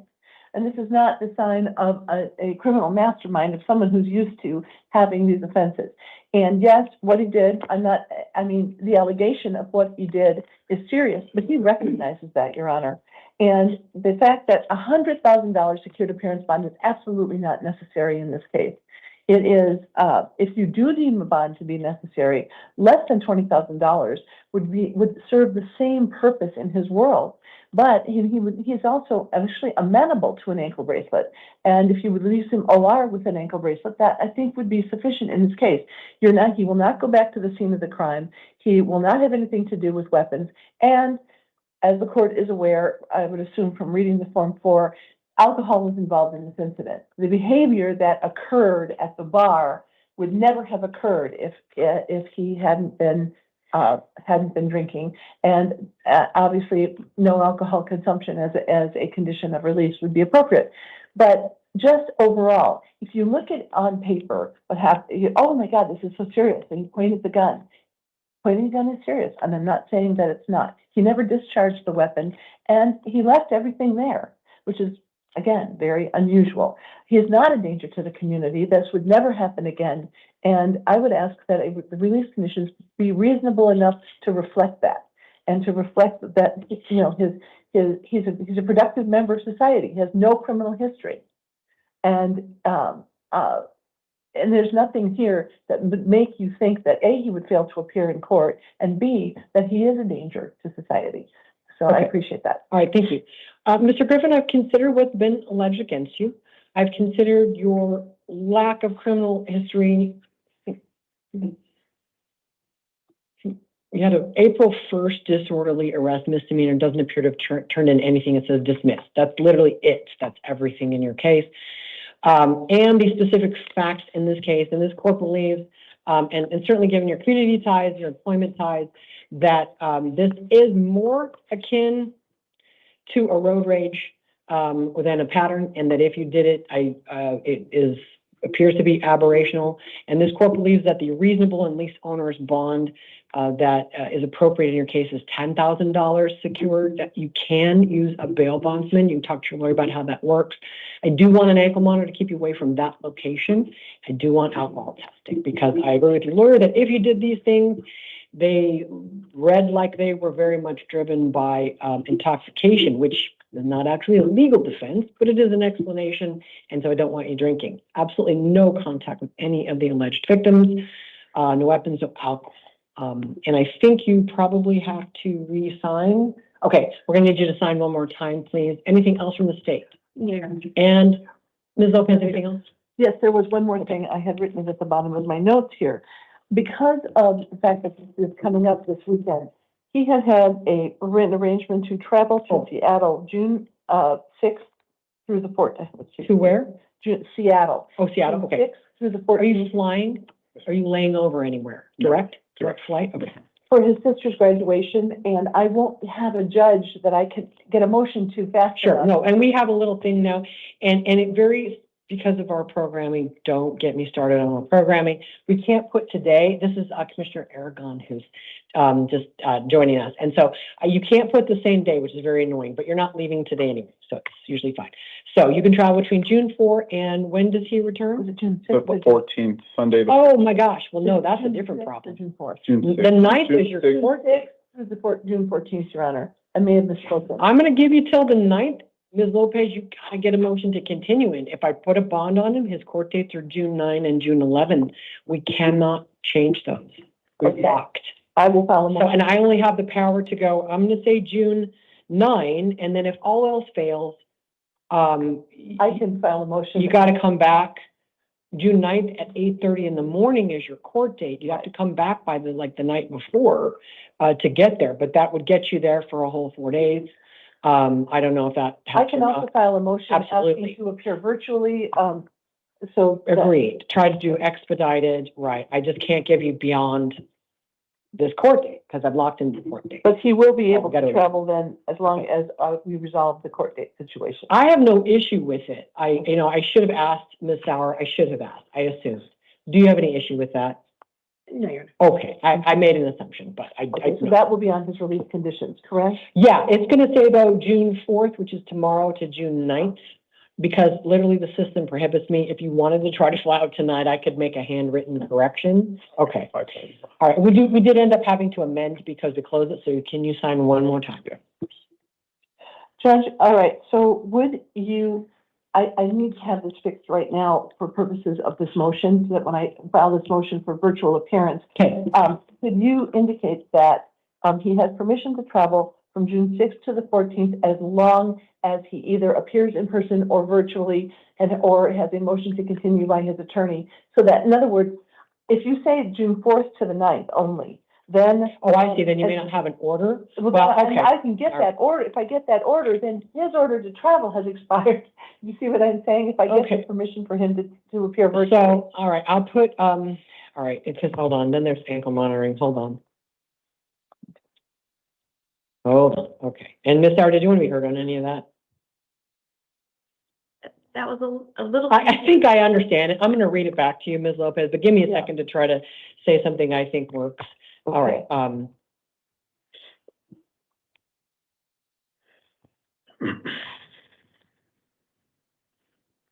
Pretrial's going to want me to say he doesn't have to be monitored while traveling. You're going to have to how to spit out At 3 o'clock, it's in the 3 o'clock. If you can't, posted for the 3 o'clock time, then I will put that into this one. I have to do that. 12:30. That's already. Okay, that's. Well, let me say, right, because it could be the numbers, just let me work on it and see.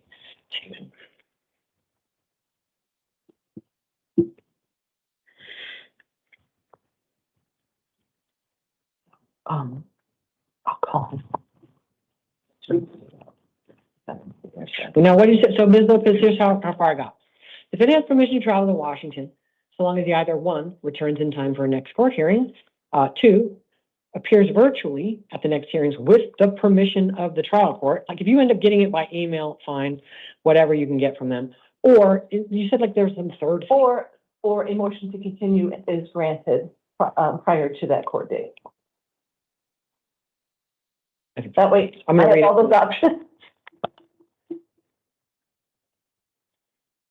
And then you would put his travel dates as the 6th to the 14th. Well, I guess I'd be returning in time for the next court hearings if he gets the motion to continue. Yes, exactly, which is why I wanted to set it up that way. Okay. It's permission to travel, as long as one of these other 3 things happens to accommodate his court date. Okay, defendant has permission to travel to Washington so long as he either returns in time for his next court hearings, appears virtually at the next hearings with the permission of the trial court, or a motion to continue is granted, has been granted, was. Is overthinking prior to the bullet's court date. That way, if he's got the piece of paper and he's already in Washington at the moment that the motion to continue gets granted, he's still kosher to be there. Okay. I mean, I can live with that. I told pretrial, I mean, they can't monitor him while he's in Washington anyway, and the point of the ankle monitor is keep him away from this bar. So I don't care if he's monitored when he's in Washington. I think you'll still end up having to wear it. Sorry. He has to get it on before he can leave the court, before he can get out, right? Yeah, okay. And so I've been told you don't have a problem. TSA is not going to have a problem with it. Bring your paperwork with you. Okay. Just in case. I've had other people travel with someone without them. And you just keep that paperwork with you. And pretrial knows they're off the hook for paying attention to where you are while you're gone. So you can go over that with them. All right, Ms. Sauer, did you want to be heard on any of that? No, you're not. Okay, all right. It's unconventional, but I think it'll work. I think it works. Like what the area is. Okay. All righty, we're gonna get that printed up. We will send it out to you. If you guys want to use the room again, Ms. Lopez, you got a few minutes. I got to do Mr. Cox's case. No, I think we're good. Oh, yeah, one more time. Every time we change something, I've you got heard to this all the time so far, so I'm like, Right. I should be able to do this. I got you. Thank you. Because we had closed it before we started making changes, so these, oh my gosh, I forgot, they're amendments. You know what? No.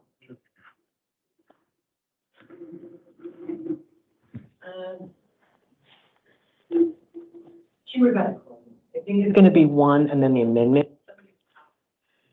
Good, since we're done, check the following night, and this is going on. Directly. Okay. You got your phone off. Good. Okay, we're good. Yeah, you guys can head that way and we'll call in Mr. Cox. All right, thank you. And did you want to, no, you're here for Mr. Cox too, right? No, okay. I missed you, I'm sorry. Okay, all right. Mr. Cox?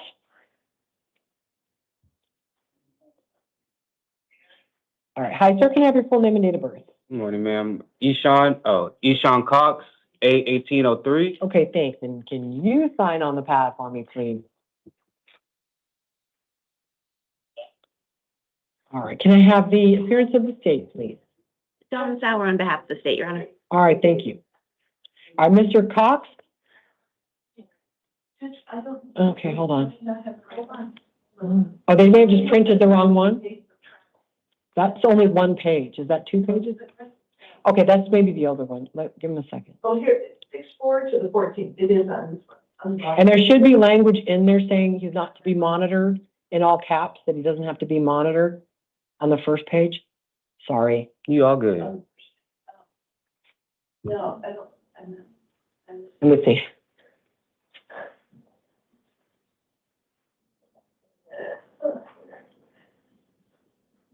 Yeah, right here. The Senate PM shall not be monitored while out of state, and here's the business about traveling to Washington. Like, I know they're hard to read. Okay, no problem. All righty. Okay, sir, apologies. You all good. All right, Mr. Cox, you are here on a new case. You got fixed in for child sex trafficking. It's a Class 2 felony. And based on what the police presented, I do find probable cause for that offense. I am appointing a lawyer for you. Your next court date is going to be a status conference June 9th, which is this coming Tuesday, 8:30 in the morning in the downtown Superior Court, with a preliminary hearing June 11th at 8:30 in the same court. Before I set conditions of bail or release, what did the state want to say? Yeah, the state's requesting $250,000 cash-only bond based on the severity of the charges, the age of the victim, sex trafficking, an underage juvenile victim is a very serious offense. The defendant it's not his first offense. He does have several felony convictions, including aggravated assault with a deadly weapon, possessing a weapon as a private person. The state believes he is a danger to the community, and he has incentive to flee with the amount of prison time that he's facing for the current offense. $250,000 cash only, and if posted, the state's asking for electronic monitoring, no contact with any minors, and no internet as well. Thank you. Okay, thank you. And Mr. Cox, I just want to look up quickly.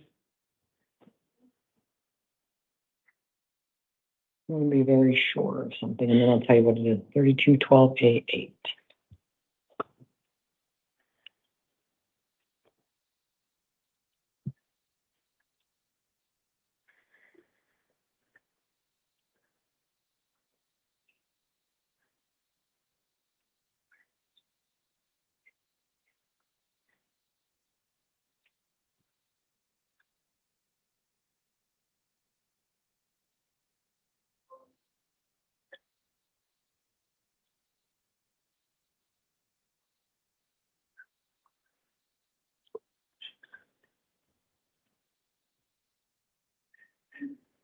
I was just trying, Ms. Sarah, I was looking at because I am considering the potential penalties in terms of flight risk. Okay, so we've got 720, 13720, but then the sex trafficking statute itself, which is 3212, and he is accused under A8. And if I look at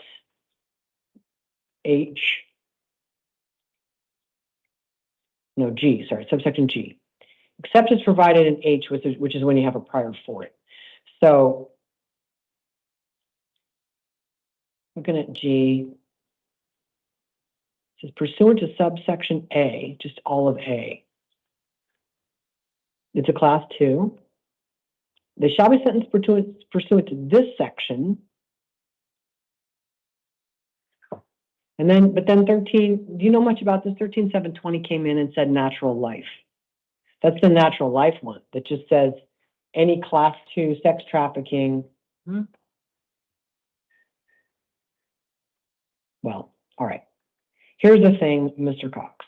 If this offense, I know that the legislature has amended it recently to make the penalties even more severe.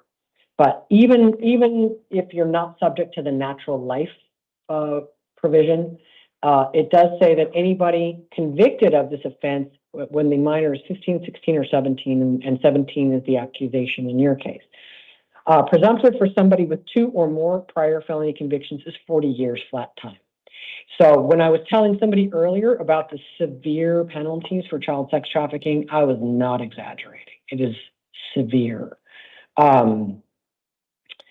And that is not nothing. And that in addition to the potential risk to the community and the seriousness of the case, that in this course line creates a severe flight risk. That the idea that of that level of penalty, that's more than the presumptive for second-degree murder by a factor of more than 2. It is much higher, much more severe than murder penalties. And that's what the Arizona legislature did. So I have considered that. And you were done, right, Ms. Sorry, I didn't cut you off, right? Okay. Okay. So I'm not sure on these facts that $250,000 is the appropriate bail amount. And so it's my belief, just a second, I'm going to give you a chance to talk, but I'm going to give you a serious warning first.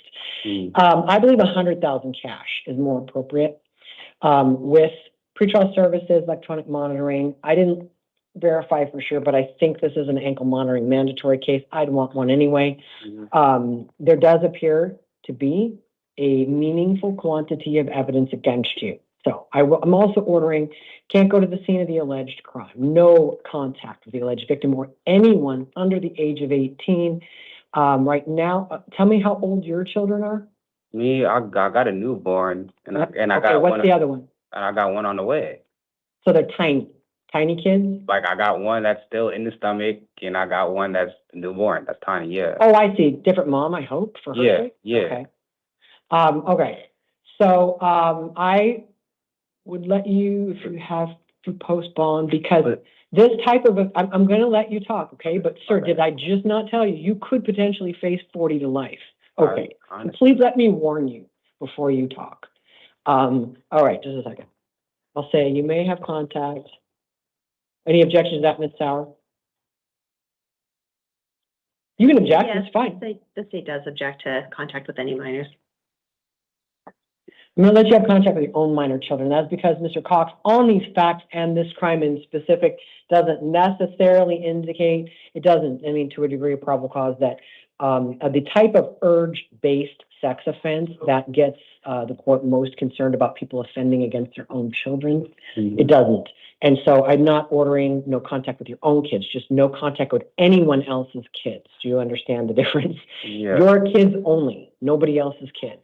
Absolutely no use of the internet except for work purposes, pending court cases, any schooling that you may have, or to access your own healthcare websites. No social media, no other use of the internet. A huge amount of prostitution in the modern age occurs using internet and social media applications, so you will not be using those. No weapons, no drugs, no alcohol, don't leave the state. Now, you have the right to remain silent. Oh, I need you to sign again. Will you sign again, please? Nobody can make you talk about what you've been accused of. And if you don't like your bond, I absolutely understand. If you want to try to get a better bond, I understand. But the odds of you getting a better bond today aren't great. And if you say things about what you've been accused of, trying to get a better bond, and instead you give the state more evidence in a case in which you could get 40 to life, then you have done bad math. meaning if you lack the patience to talk to your lawyer can tell your side of the story, your lawyer can try to improve your bond. You are being audio and video recorded. That's cool. And what you say could be used against you, even at your trial. It could help get you convicted if things go badly for you. So there isn't a defense attorney in the country who would advise you to talk about what you've been accused of. There isn't a defense attorney in the country that would advise you to even admit that you know the other person. That's potentially incriminating. So that's about as strong a warning as I can give you, is that it's a really bad idea for you to talk about what you've been accused of. But people also have the right to speak at this hearing. So won't put a sock in your mouth, although I may try to warn you again if you immediately go down the path of incriminating yourself, like a lot of people do after I give them this warning. What I would be interested in is what you think I should order for release conditions, including bail. That's fine. Or any questions that you may have, that's okay. But if it veers off into you potentially making admissions, then you're playing with fire. Yeah. And I say all that because one of my many duties is to try to protect your rights. But again, if you want to talk about what you've been accused of, I won't stop you. All right. Do you understand the warning I just gave you?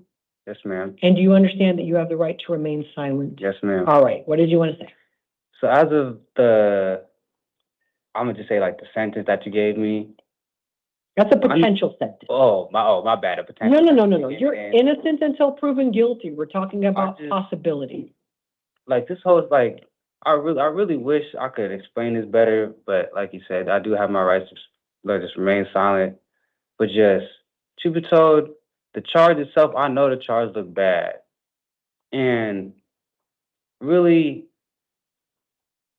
I really felt like I was being racially profiled because when the situation happened, whatever, they were calling me somebody else's name. I kept telling them I'm not that person, and they swore that I was that person.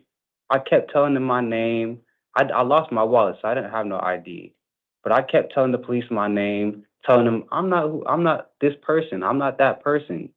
They kept swearing, yes you are, yes you are. You look just like him. Where's your ID? I told them about 4 or 5 times, I'm not that person. I'm not that person. No, basically the cop didn't want to listen.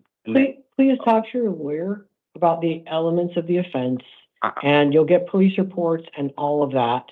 That things that may feel benign in the moment may actually be chargeable. Yeah. So please talk to your lawyer. They've met probable cause on this.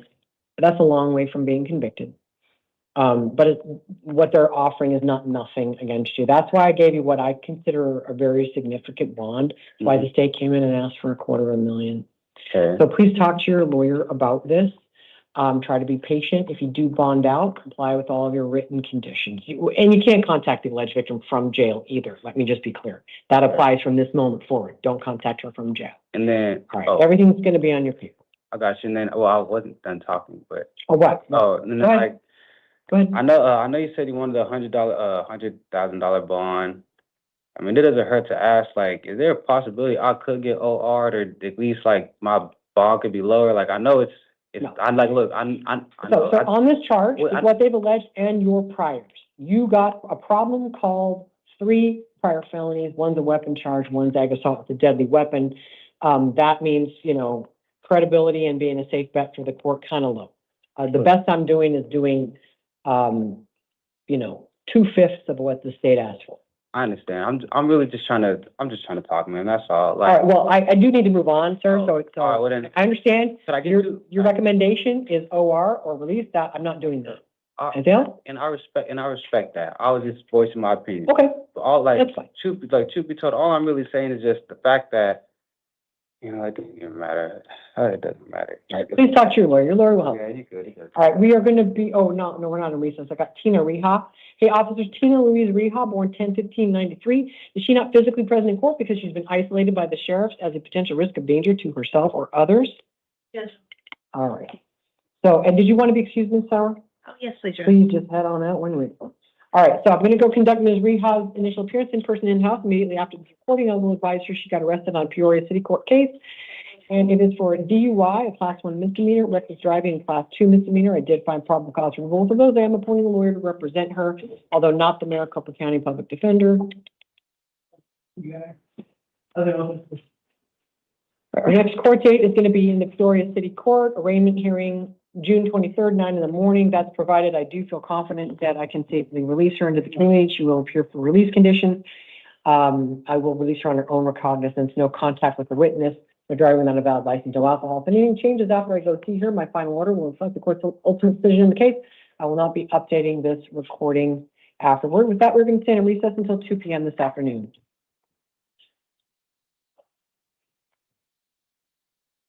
All right, well.